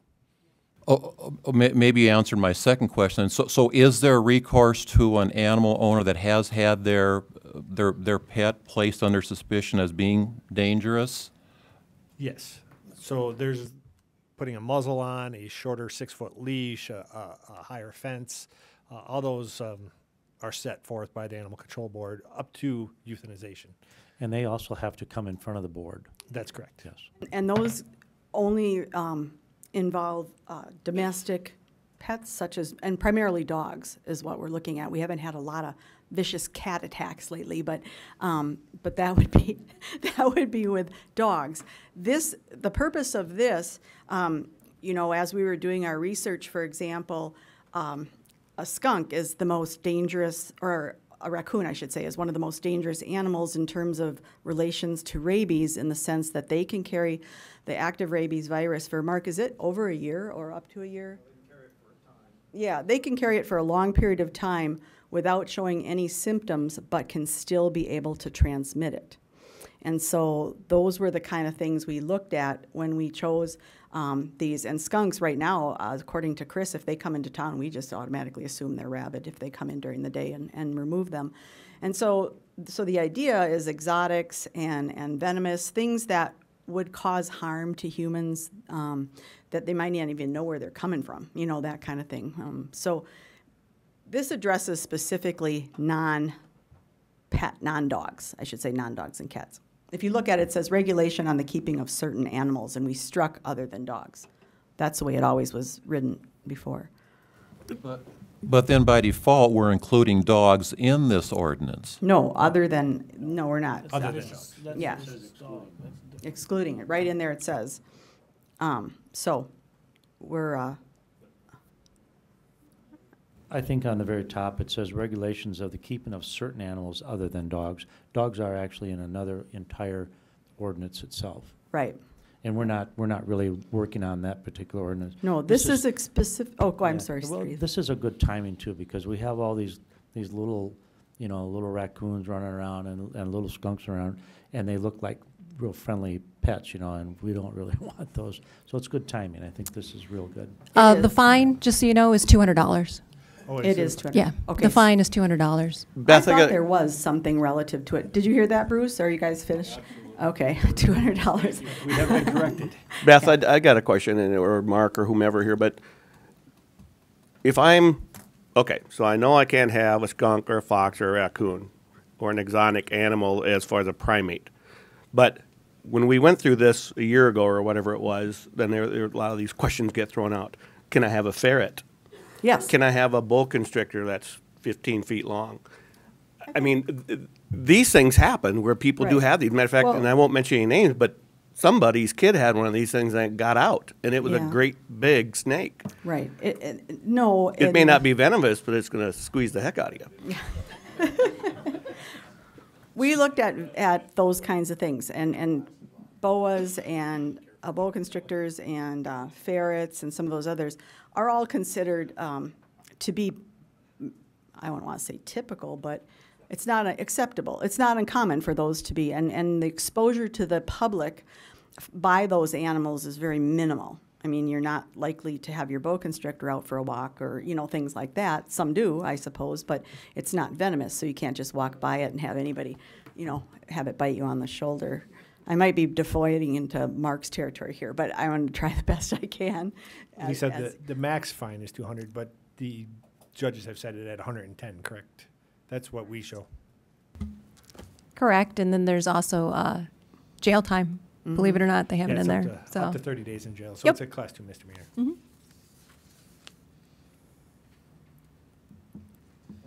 All right, well, thank you very much, appreciate it. I want to thank Beth and whoever else had their hand in it. This does take away the ambiguousness of the ordinance, and it's going to make our job much easier. So thanks, Beth. Thanks, Mark. There was a lot of work. Like I said, we took the opportunity to read for you guys all those tedious, long ordinances from some of the other cities, and just because we needed to do it, and this is what we came up with. Sounds good. Okay, we're going to move on. Number 10, first reading of ordinance number 1611, amending the section 6.0501 of the revised ordinance of the City of Watertown regarding veterans' burial plots within Mount Hope Cemetery. And Shane, do you want to explain to us what's going on? Yes, thank you, Mayor. City staff had been informed over the winter that we were running out of burial plots for veterans.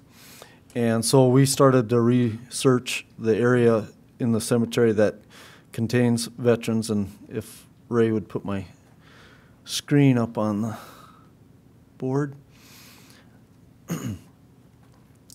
Okay, so the area in blue has been the ongoing area for the veterans plots.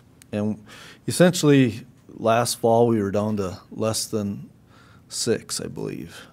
And so it became evident that we needed to consider the new area. The immediate new area is this box in green.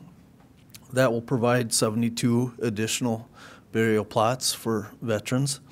And then we wanted to have a plan going forward beyond this revision, and that is the box in red is an area that we hope to hold aside for future expansions to the veteran burial plots. So with that, we can go back to the ordinance and review that. Basically, we struck out the previous description of land defining the veterans plots in the cemetery and replaced it with the language immediate below it. And it's very tedious to read a description of this nature, so I'll just leave it at that. And Shane, can I ask a question? Why is this an ordinance issue and not a cemetery management issue? To be honest with you, I don't have the history of that. It's an ordinance, and when we change burial plots, we need to change the ordinance. So we're just going through the motions. Is this typical in towns? Or is this, we've got something and it seems odd to me that it's not just a cemetery management issue and you allocate the space you want towards what you want? I think this is only the second or third amendment since World War I. So anyway, it's a part of our ordinance, and we adapted the language accordingly. Whatever the history there, as a veteran, I do appreciate or applaud the consideration of this, and hope we can move forward on it in the future. Okay, thanks, guys. I appreciate it. I do want to also just, this isn't really on the agenda, but I wanted to throw this out. It kind of flows right in with the cemeteries. A monument such as this one that you see right now is not legal in our cemetery. The way if you read the ordinance the way it reads, this is called a bench monument, and a bench monument is not actually legal in our cemetery. This is up at is it St. Mary's over here by the highway, St. Mary's Cemetery. This one is up there. There's numerous of them. We don't need to make a ordinance change or anything. I think we just need everybody to understand that we're going to start allowing this. We do not consider this a bench per se. A bench is something that you sit down and rest your back is what we would consider. People won't sit on this. So just so you know, we're going to start allowing something like this up there also. Steve, fair enough? Why was it illegal? Is there a safety hazard when you're mowing? No. What they did was they do not want benches out there in front of the grave site, and they considered this, since it had a flat tabletop, a bench. Yeah. It was basically a play on terms. Your ordinance says that benches aren't allowed, but the way that the monument place classifies this monument is a bench monument. Right. So I don't see any issue on it why we wouldn't allow that. I think it looks great. And that, again, hasn't been changed since, what did you say, Lisa, 1965 on that one? Correct. Yeah. Lots has changed since then. Okay? Thanks, Ray. Didn't we just have a change that we've allowed some other type of materials to be We used? did. Yes. Yep. And that's going well. I would agree with Mike. I think that's kind of something that can be changed right at the cemetery rather than going through a council level. But number 11, consideration of application for a sidewalk cafe for the Watertown Brewing Company. I'll look for a motion and a second for discussion on this. Motion by Mike, second by Beth. This here is, just to give you a little update, this is at the Brewing Company. They're looking at having sidewalk cafe 4 to 11 p.m. Tuesday through Saturday. And I see we have representation here tonight. So if there's any questions that you want to ask, now is your opportunity. Anybody have any questions on this? I guess I do. Maybe I haven't read this well enough, but my question is... Christine, if you want to get up to the podium then. Will there be some sort of fencing that you're planning, like some portable fencing that you'd put? Some stanchions to rope it off. Okay, and then there'd be sufficient room for people to walk by. Okay, that's all I wanted to know. And actually, we've decided to extend our Friday and Saturday hours until midnight since I turned this in. So it would be till midnight, although I don't know that No, that'll anyone be would okay. want to sit Yeah. outside at midnight, but. I think most of them have kind of looked at 11 o'clock. We've been kind of consistent with 11, Okay. but that's a decision that you folks have to make. Well, I think part of that is we do have residents that live downtown, and that's why we've tried to limit it to 11. One thing I would ask, and it's I see a few of them, and I think it's more the patrons than it is the business owners, where the rope's getting pushed out to the edge. I've seen one not too long ago where they were having a beanbag deal, and it was all the way out the edge of the sidewalk, just to try to get people to try to police it yourself a little bit and try to be respectful for everybody else. And like I say, I don't think it was proprietors. I think it was more the patrons that did it. So, And Tim, you look like you had a quizzical look on your face. Well, we can do 11. yeah, it's easier to police that way. I We mean, can- We can haul the tables in at 11. And the people with them. Sounds good. Very good 11 idea. o'clock.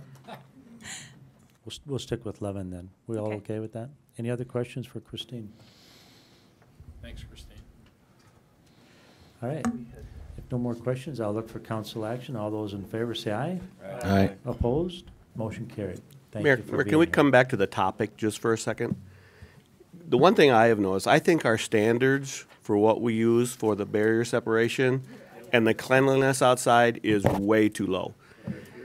The sidewalks look terrible. They get stuff spilt all over them. The sidewalks aren't washed. There's cigarette butts all over. We use a rope. It looks like heck. If we're going to have this, I would just as soon that we reestablish a higher standard for what we are defining as the barrier than a stick with a rope on it that can be pushed all over the place. I saw one that looked like police It tape. looks terrible, and I don't think that's what our intention is to have downtown.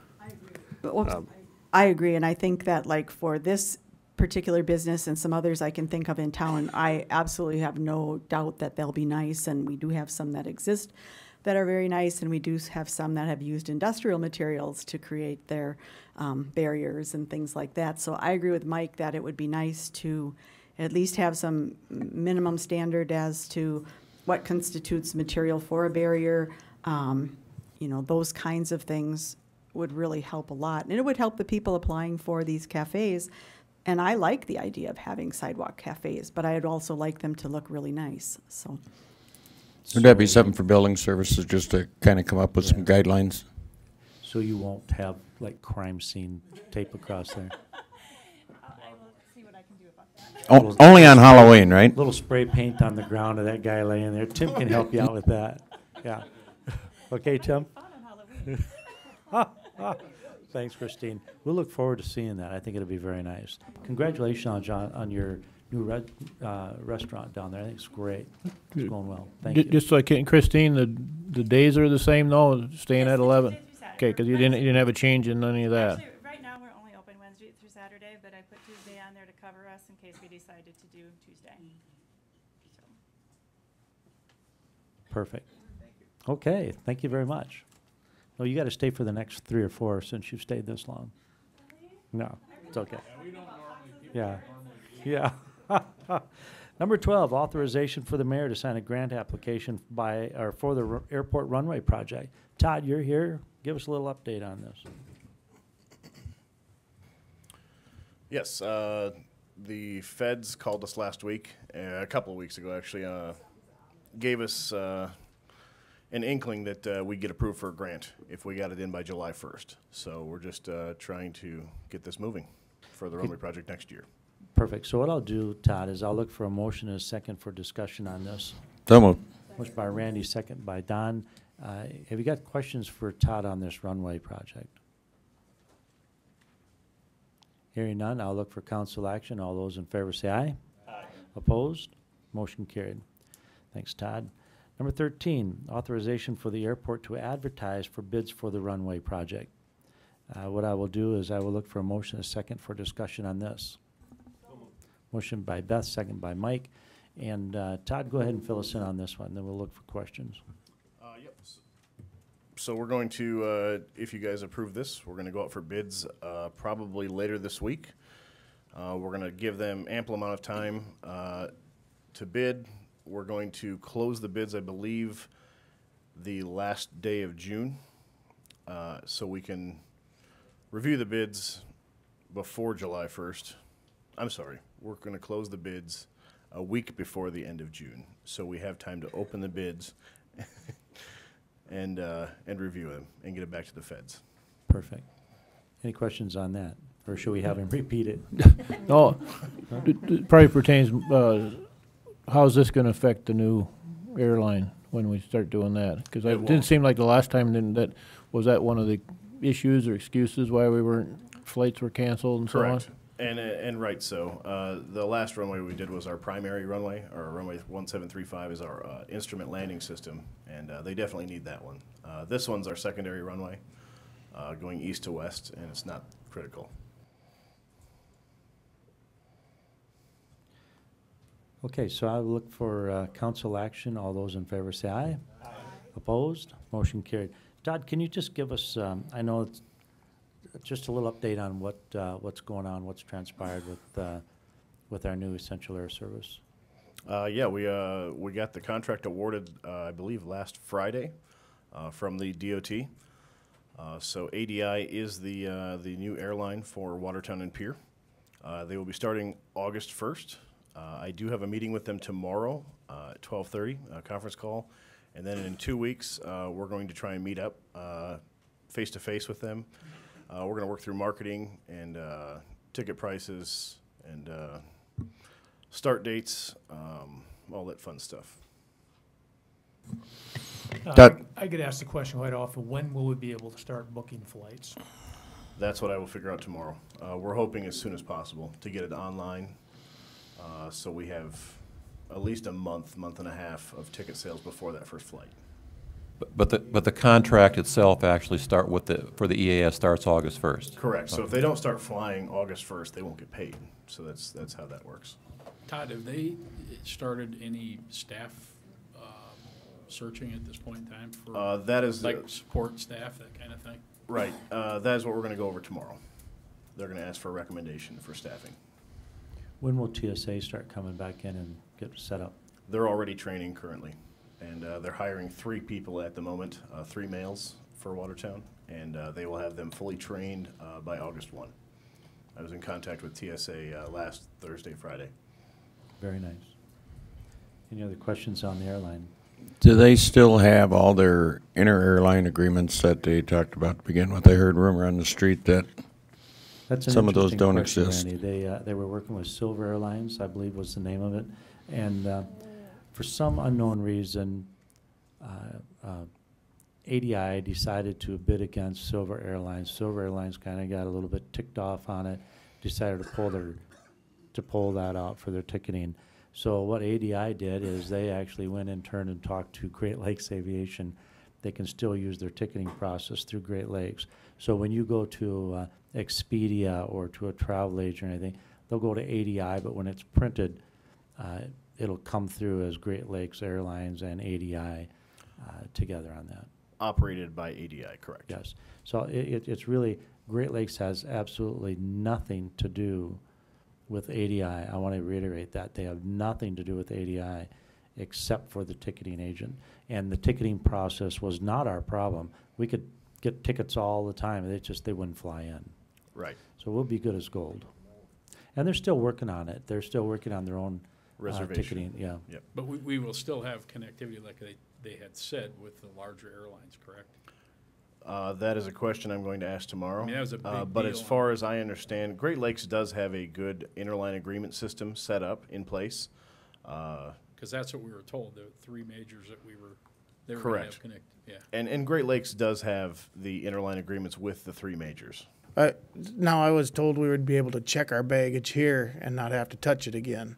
That's still the same. That's if they still have the same. Yes. Okay, that's what. Yes. I don't know how much of this system they're going to turn on for ADI right away. I'm guessing that they would turn on United all the way. They might hold back on Delta as far as the code share portion of it, where you can go to Delta's website or all of that stuff. Due to the fact that there's not a whole lot of Delta presence in Denver, but United would be huge for us. Well, it's exciting. I want to thank you for all the work you've done on that, and then we'll know more tomorrow and keep us informed, if you will. Okay, so we're good to go. We have to start now on number 14, consideration of airport bids. The bids received for the heat, electrical, and insulation work for the airport shop building. If you remember right, this is the building that you got from Worthington? Dakota Tube. Dakota Tube, I'm sorry. Dakota Tube. That building was moved over, and now you just need to go out. You're looking for bids, and you received those bids, am I correct? That's correct. So why don't you go ahead and show it to us, and then we will we'll go further on that. Sure. I did them two separate bids due to the fact that we ran into the $50,000 bid law. We found out later after the fact that we should go out for bid for this, so we did. So I bid this in two separate bid columns. The heat, electrical, and insulation on the first bid. So I guess if you don't want to make a decision on that one first. No, we will. Okay, and then go down to the next one, please. And then the second bid is the concrete vestibule and excavation work. And then we also got an alternate bid because I wasn't sure on how the utilities and everything worked out there. So we got an alternate bid on connecting the floor drain to the manhole. We did find a manhole. We worked through with utilities and the other departments, and we came up with this alternate bid for the contractors to bid on. Okay, so what I'm going to do, Todd, is I will go ahead and get a motion in a second for discussion on your first bid for the heat, electrical, and insulation work, and then you'll give us your recommendation which one to go with. Sure. So I've got a bid, or okay, I have a bid. Dan and Bruce. Okay, so we got Dan and Bruce on that. And what is your recommendation to us here, Tom? The recommendation, I did go through all three contractors. There was quite a bit of price difference, so I did spend a lot of time on this. But Neal Construction did meet all of our standards, so I would recommend Neal Construction. Any questions, you guys? Was there any engineers' estimates on any of this, or too small a project, or? Too small. That's like that, so.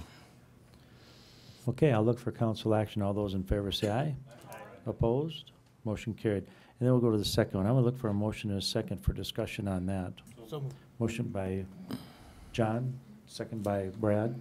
And then if you'll give us your recommendation on these bids here. Sure. I did the same as well for these. There was a bit of a price difference, so I did go through all three bids very thoroughly, and Neal Construction did meet the specs that we had planned for this, including the alternate. So I would recommend Neal Construction. With alternate? With the alternate. Any questions on that, you guys? This is just for a drain? There's no bathroom or anything in part of this then, or? Correct, just a floor drain. What we're going to do is we're going to tie the two buildings together with the vestibule, so we can use the bathroom that we already have in the other shop. Keeps the price down. Todd, will this be all the work that needs to be done on this building then? So when we get done with these two, plus the purchase of the building and the moving of the building, that's our total cost? Or is there gonna be additional things that are be coming our way related to this building? No. As far as the building construction, getting it to final stage, this will do it. Okay, Now, if we're gonna add hose reels, if we're gonna add, other stuff inside the building, Right, that'd that's be covered by separate equipment. issue, right. That's equipment maintenance and FF&E, building yeah. maintenance. We already approved the concrete work and stuff before, hadn't we? We didn't. You guys will have to approve all this. We just approved the moving of the building and the foundation footings. That's So this was, this is what, I maybe, We Shelley just can had to speak finish on this this. up, so we have the building's there and everything is Correct. good to go. We just need to get the concrete work done now on the footings, of course, were all in place and everything. This is the flooring. Correct. Did this all fit into then, when it's all said and done? I think we talked, and I don't recall what the number is, we felt the gross number was to buy it, move it, get it through this point. Does this all fall within what we talked about? No. Is it lower? No, it's not. I was hoping it was lower, but, okay, so how much more are we talking about than what we had talked in the previous meetings? It was $77,000 total is what we had. So I believe we're at 36,000, and then the other one was roughly 30. So you're at 66,000 for this. We're about 35,000 over. And we took that from where? Go ahead and explain the first part of it, where the first dollars came from. The first dollars The came from the 75. sale of the Oh, yeah. of the Airco 2 building. So the 77,000 is basically free. So we'd be spending another, let's say, 40,000 to complete this building. 40? Roughly 40, 60. Yeah. Yeah. 14,000 to buy it, 19,000 to move it, and yeah, we were at 49,000 plus 60. Yeah, it's roughly 40,000 more. Okay, so as we approve this tonight, do we need to designate where those additional funds are coming from? Or you got that covered, Shelley? Well, if you want to designate it somewhere other than getting an additional transfer from the second penny, because the second penny sales tax is what covers the CIP portion of the airport, and anything that's over and above what you approved in 2016, which this would be, I would just, at the end of the year, ask for a supplement transfer from the second penny. So unless you want it to come from somewhere different, that's the route I would take. It's 36,000 total. More. Do the math for me again. I was just trying to figure this out. You had 14 for the 49 plus 60. No, let's go back. Let's start from the beginning. 14, you said 14. 14 to move it, 18. 19 to I'm trying to get my, okay. So if I got 14 to buy the building. 14 14 to buy the building. and 19 19 to move it. and 29 Yep. and 35. And 35, and then the footings and foundations. The building price, the moving of the building, Okay. and So the we got into footings that. equaled $49,000. So I took 49,000 plus 35,000 plus Okay. 30,000. I'm picking it up there. Very good. Sorry. Any other questions? It'd be a nice building once we're done, right? It will be beautiful. Yeah, it'll be very nice. Yeah, and we didn't have it. We didn't have the extra budgeted for it, and I would have spent the 77,000, and we'd have been okay. The hitch was the $50,000 bid law, and since we have to go out for bids anyways, that's why I did this in two separate bids. Right. Okay, so I can have the concrete, the vestibule, and the excavation done, and you guys don't have to put any money into the airport. As far as the 77,000 will cover all that.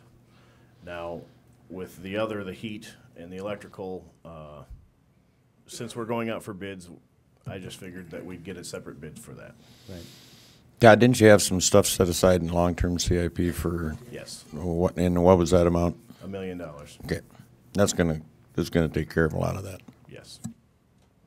And is this going to house the airplane for ADI? Is that what your thought is?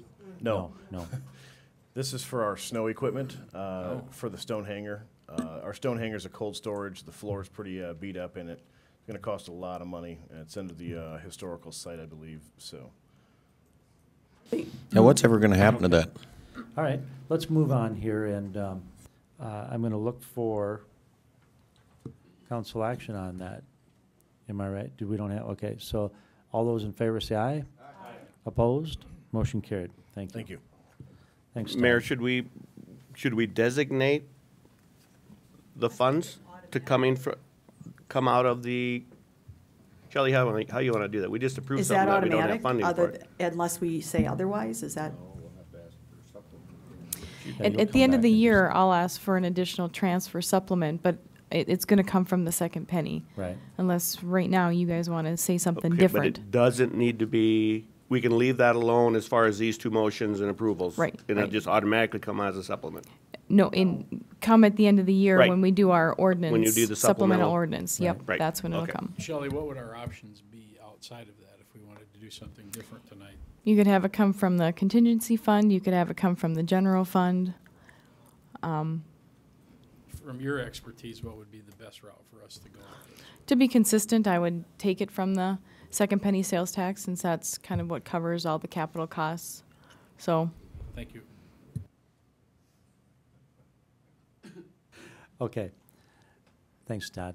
Appreciate it. Thank you. All right. 14C, Strong Town Engagement Agreement. What I'm looking for here is that we bring Strong Town to the council meeting on June the 20th. They're going to be here for the work session. And what they need, this is all about the charrette that was happened. Isn't that correct, Beth? And then these folks here will talk about the two-way streets and what we would expect. Yeah, it actually is a little bit broader in scope in that he goes around and talks about the principles of renovating or revitalizing or vitalizing urban or downtown areas, things like that. And yes, this did come up from the charrette in the sense that he was a participant in it. We Skyped him in, and it was amazing insight, and we really felt that it would be beneficial for the entire council to hear that, because it talked about development, it talked about just good practices that cities should adopt to have a good, strong, solid downtown. Don't you think, Randy? It's kind of a next step onto the, it kind of gives us direction in the next step of all the information that we've got from the charrette, and kind of a good starting point. When we Skyped him in, I mean, it was very, very, very, very interesting, and I think it's going to be very instrumental in how we move forward with this project. So, right. What I would look for, guys, is a motion and a second. I think in the motion, I'd like to see where the dollars are going to come from. My understanding is we can use the urban renewal dollars for this, since it is an uptown project. I would like that motion. I would make that motion to bring in Strong Towns with the funds coming from the urban renewal. Okay, so I have a motion by Randy. Second by Beth. Now, is there any other questions on this? Is it our intention that this gentleman will be here for our work session? That is correct.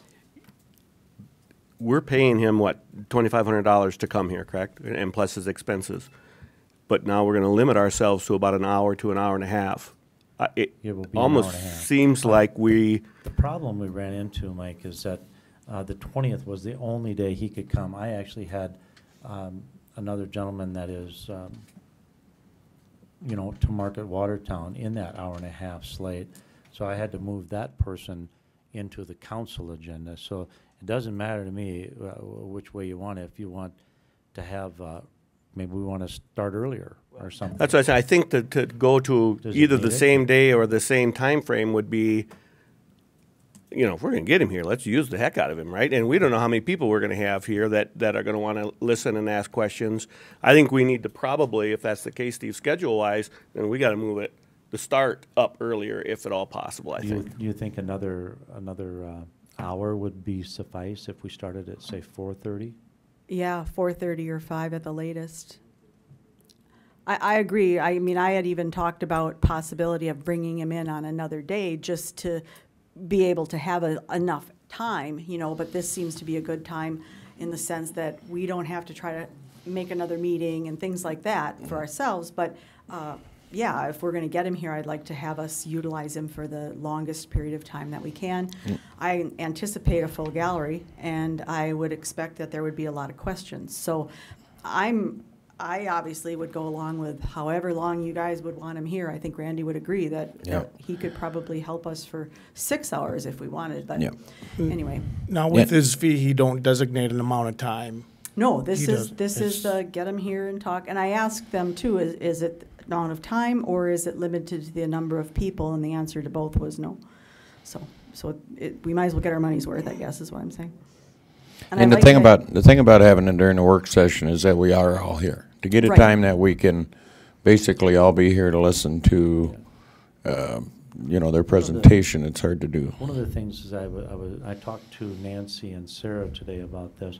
One of the things I mentioned, if we're expecting a ton of people, we could start at 4 o'clock and be done by 6:30 and have it probably out to the event center. You know, with all the seating, it seats up to 300 people.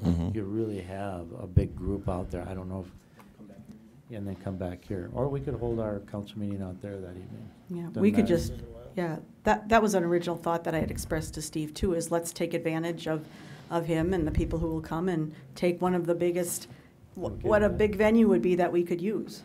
I'd be okay with the Heritage Center and start early. Ray, you can get it on video out there. Okay. Yeah. Okay. Everybody okay with that?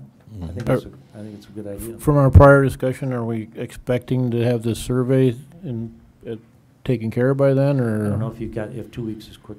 Is that too quick?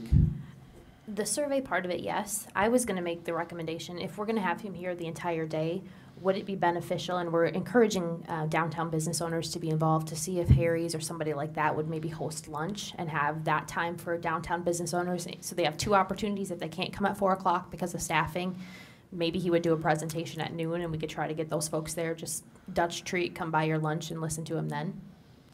Do we know if he can come that early? I think he was anticipating late, but we could, doesn't hurt to ask. I think you could talk to him and get him here. I'm sure he'll be here. We'd be happy to coordinate that, but sometimes with those, you know, if they're a single proprietor in their business, it's tough for them to get away one time or the other. So if we offer a couple options, then maybe we could get more people involved. Because, yeah, he does seminars to many, many, many cities, large and small. So I think it would be very good. So let's shoot for that. What do you guys say? Okay. I think it's a great idea.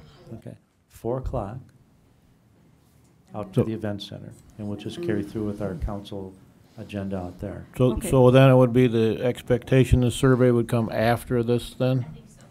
I think that would be the best, because I think people would be very well educated by then, and then they could form their opinion one way or the other. So do you want me to follow up with everybody about what time he would be here in town, or? Yeah, find out, make sure he can be here. As long as we got him here at 4 o'clock at the event center, I'm good. So what I would look for is council action on this. All in favor, say aye. Aye. Opposed? Motion carried. We're going to go with it, going to happen like that, and then if you find something different, let us know, and we'll get it changed. Whatever, yeah. Okay. Number 15, consideration of bids received for the South Broadway Bridge Rehab Project. Shane, that's yours, I believe. All right, Ray, can you put my screen on? Thank you. On May 26th, city opened bids for this project. This is not a total bridge reconstruction project anymore. That was on the original DOT schedule to be a complete replacement, but it's been downsized to a rehabilitation, which means that they'll take off the deck pieces and rebuild a new deck over the existing abutments and piers. So we're just replacing the upper portion of the bridge at this point. And with that, the 4 bids, the low bid was submitted by Knowles Dragline and Construction of Sioux Falls, South Dakota. The amount of their bid was $398,914.90. This was approximately 8% above the engineer's estimate, which was $368,900. Just to give you an idea what the other bid ranges were.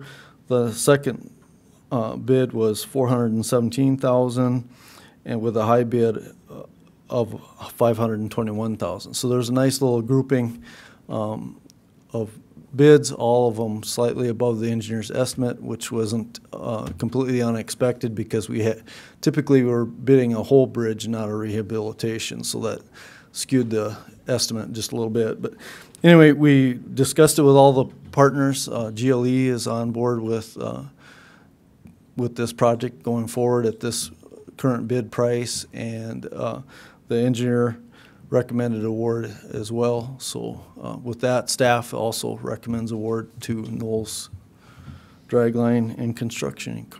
Okay, so what I'll do is I'll look for a motion and a second for any more discussion. So moved. Motion by Glenn, second by Bruce. Any other questions that we have for Shane on this? Hearing none, I will look for council action. All those in favor say aye. Aye. Opposed? Motion carried, and that was for the low bid for that. What did you call the name? Knowles Dragline and Construction Incorporated. All right. Thank you, Shane. Any old business that you need to discuss? Hearing none, I will move on to new business. I do have something here I'd like to read. This came from the Government Finance Officers Association out of Chicago, Illinois. It was addressed to the Honorable Steve Thorson. Dear Mayor Thorson, I am pleased to notify you that City of Watertown, South Dakota has received the Distinguished Budget Presentation Award for the current budget from the Government Finance Officers Association, and they use the acronyms GFOA. This award is the highest form of recognition in governmental budgeting and represents a significant achievement by your organization.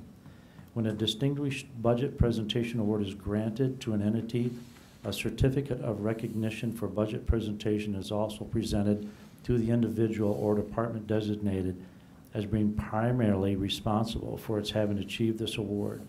This has been presented to the Finance Office with Shelley Evers. We hope you will arrange for a formal presentation. Shelley, I wish I had the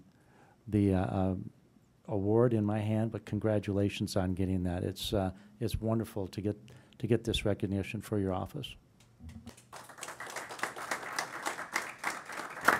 Well, if anybody says that we are not all for open government, see, the awards as you walk into City Hall will tell you that we're all about open government, and what I know, you guys know. So there's two really great documents that everybody should read. Thanks, Shelley. Let me see if I got anything else in my little packet here that I need to get out here right away. I got a couple items, Mayor. Okay. If they'll fit in right now. Go ahead. One of my constituents, Don Meyer, was concerned about the flowers on 81 and kind of was looking for an update on what's going on with the flowers. Is that the Don Meyer from Sharp Chevrolet? That is the Don Meyer, yes. Okay, I just wasn't sure. You said Don? Meyer, yes. Okay. Yep. All right. Well, Don, let me just kind of let you know what's going on. We had some issues with the rototilling of the flower beds, I guess you would call it. It didn't really turn out the way they wanted it, so they went through and rototilled again. Still didn't turn out exactly the way they wanted, so they decided to plant the flowers, and as they were going through, they would pull the weeds out with the volunteers. There wasn't enough volunteers over the weekend to get it done, so I believe it's this week, Cornerstone Church and the City of Watertown will be planting the rest of the flowers. So Don, rest assured, they will get planted. We Thank love you, Mayor. flowers. And that's good, because I was a greeter at church on Sunday, and you do not know how many people wanted to know how their flowers were going to be on 81. Yeah, some people thought I didn't like flowers like Mike doesn't like otters and stuff. I like flowers, and you like otters. Okay, so we're good with that. I do have one other question, Mayor, Okay. on a more serious note. Not that those flowers aren't serious. Pretty darn serious. Because they are.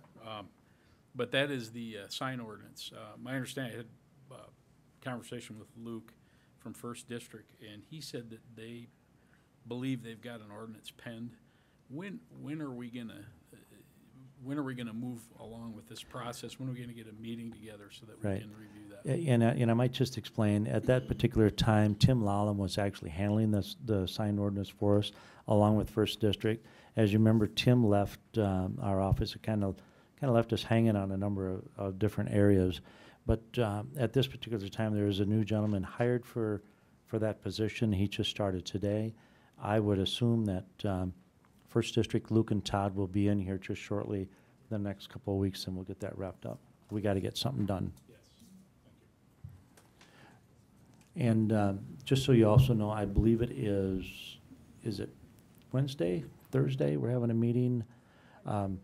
Wednesday, we're having a meeting on the ordinance for parking RVs and things at the lake, just so people understand that is also in the works, and we'll be working on that. The really hard part of the parking things at the lake is that the front yard is the backyard and the backyard's the front yard. So what you're seeing is backyard when you drive around the lake. So it is difficult, but that is going to be worked on extremely hard here in this next couple weeks. Mayor, something else regarding the lake. It just wasn't clear. I think it was clear, but people forgot or something. And I had a few comments about all the garbage cans that were put out Tuesday night, thinking they were going to be picked up on Wednesday, and even though they'd been picked up the previous Friday. So I don't know how we remind people the next time we have that, because out at the lake it was, and then of course it had to blow 50 miles an hour every day, and so the garbage cans tipped over, and we kind of have a mess out there because people just didn't remember, or the fact that it was supposed to have been Wednesday, and they thought it was Wednesday pickup. Used to be Wednesday, now it's the Friday before. And so just as a reminder, I don't know if we do anything. Well, what we did, just so you have an idea, we did put flyers in every utility bill. It was told, to be prepared for this. On the 4th of July, it's going to be coming up also. So on the 4th, which is a Monday, they have to have their garbage out on Friday.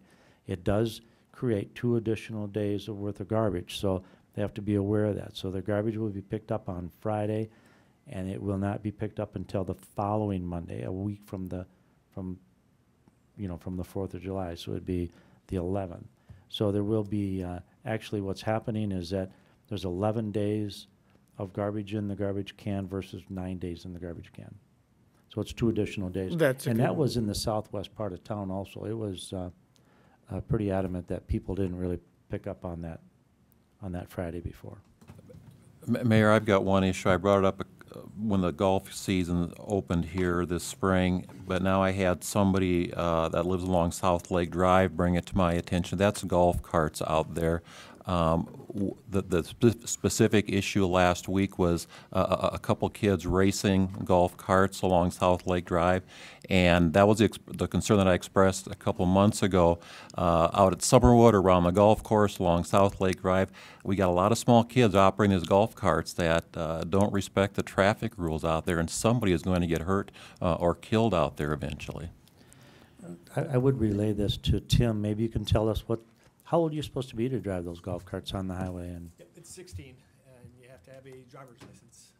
So it's similar to the motorcycle or moped, anything under 49 cc's ordinance. And we are aware of those complaints and are actively patrolling and looking for those violations. So.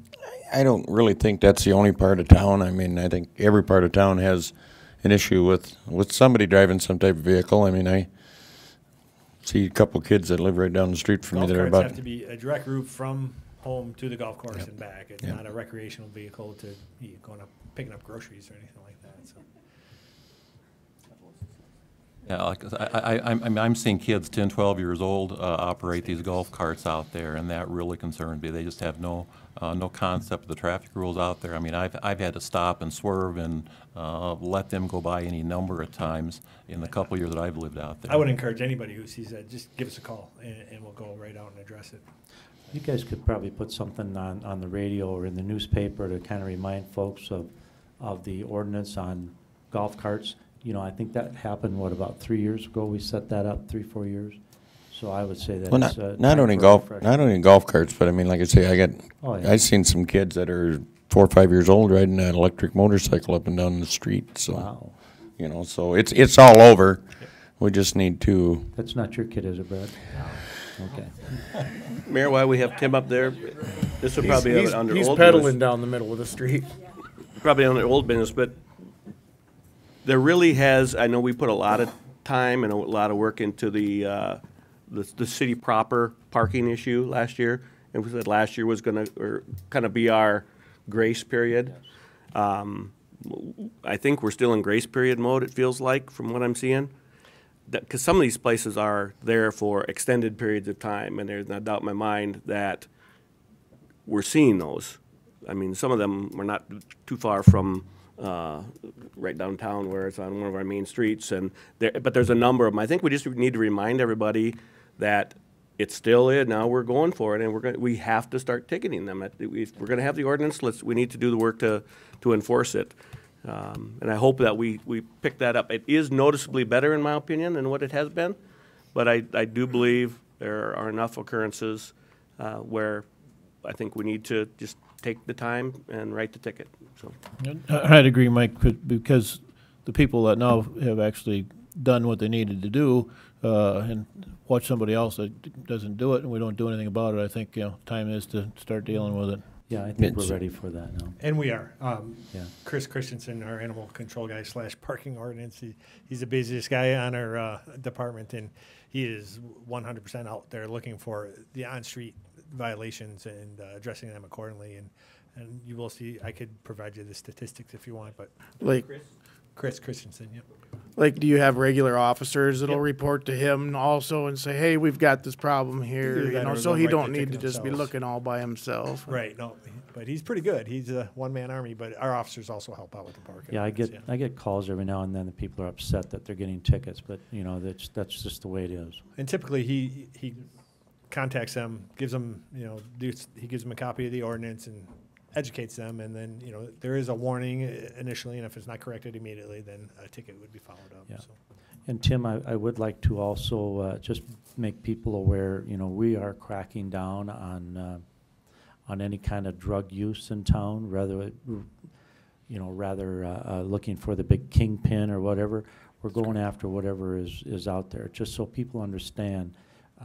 We're going to be kind of hard on them around here. We need it. So when we're stopping cars, be aware that you might be asked a couple of weird questions or anything like that. It's going to happen. Just to put that in a little context, our controlled substance arrests have doubled since last year, over the last couple of years, right? And we're on pace to match or at least surpass that for next year. So methamphetamines is a pending problem. It is a problem. There's no doubt about it. There's no putting our heads in the sand for that.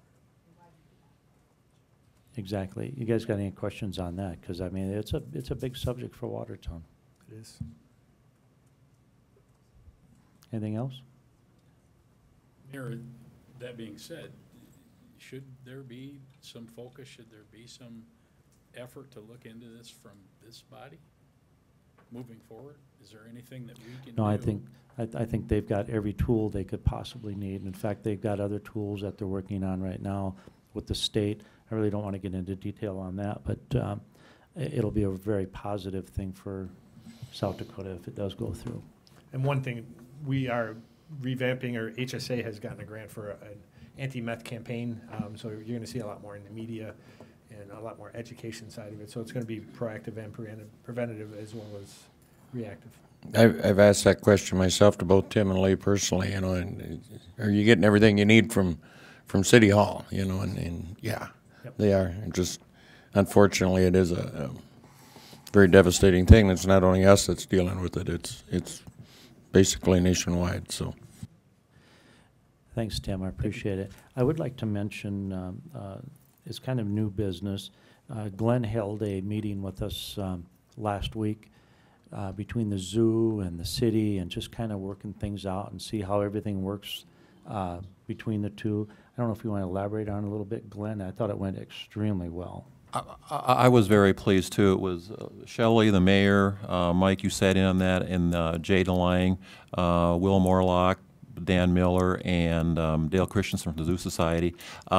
Just really had a good discussion. I think it was probably the first time that everybody got around the same table and kind of hashed out some financial arrangements between the two entities. And I think going forward and starting in 2017, we'll see a little bit different arrangement between the city and the Zoo Society. But I was very pleased with the way things went. Yeah, it was very good. Thank you. Any liaison member reports? I've got one quick one from the Utilities Board. Flint, Michigan, water's been in the news a lot since the Flint, Michigan issue arose a couple of months ago. And just so you know, the EPA's 2015 review of our drinking water, we got a clean, no pun intended, report from the EPA on our drinking water in Watertown. You talk about no pun intended. I had a lady call me from the lake, and she says, "Our garbage stinks out here." Pun intended. Yeah, that's what she said. I thought it was kind of funny. Any other member reports? Need to go into executive session? I do need to go into executive session. I would for contract negotiations. I do expect that there will be some action taken at this time, so I will look for a motion in a second. Motion by, was it Randy? And second by Bruce. John. All in favor say aye. Opposed? Motion carried. We are in executive.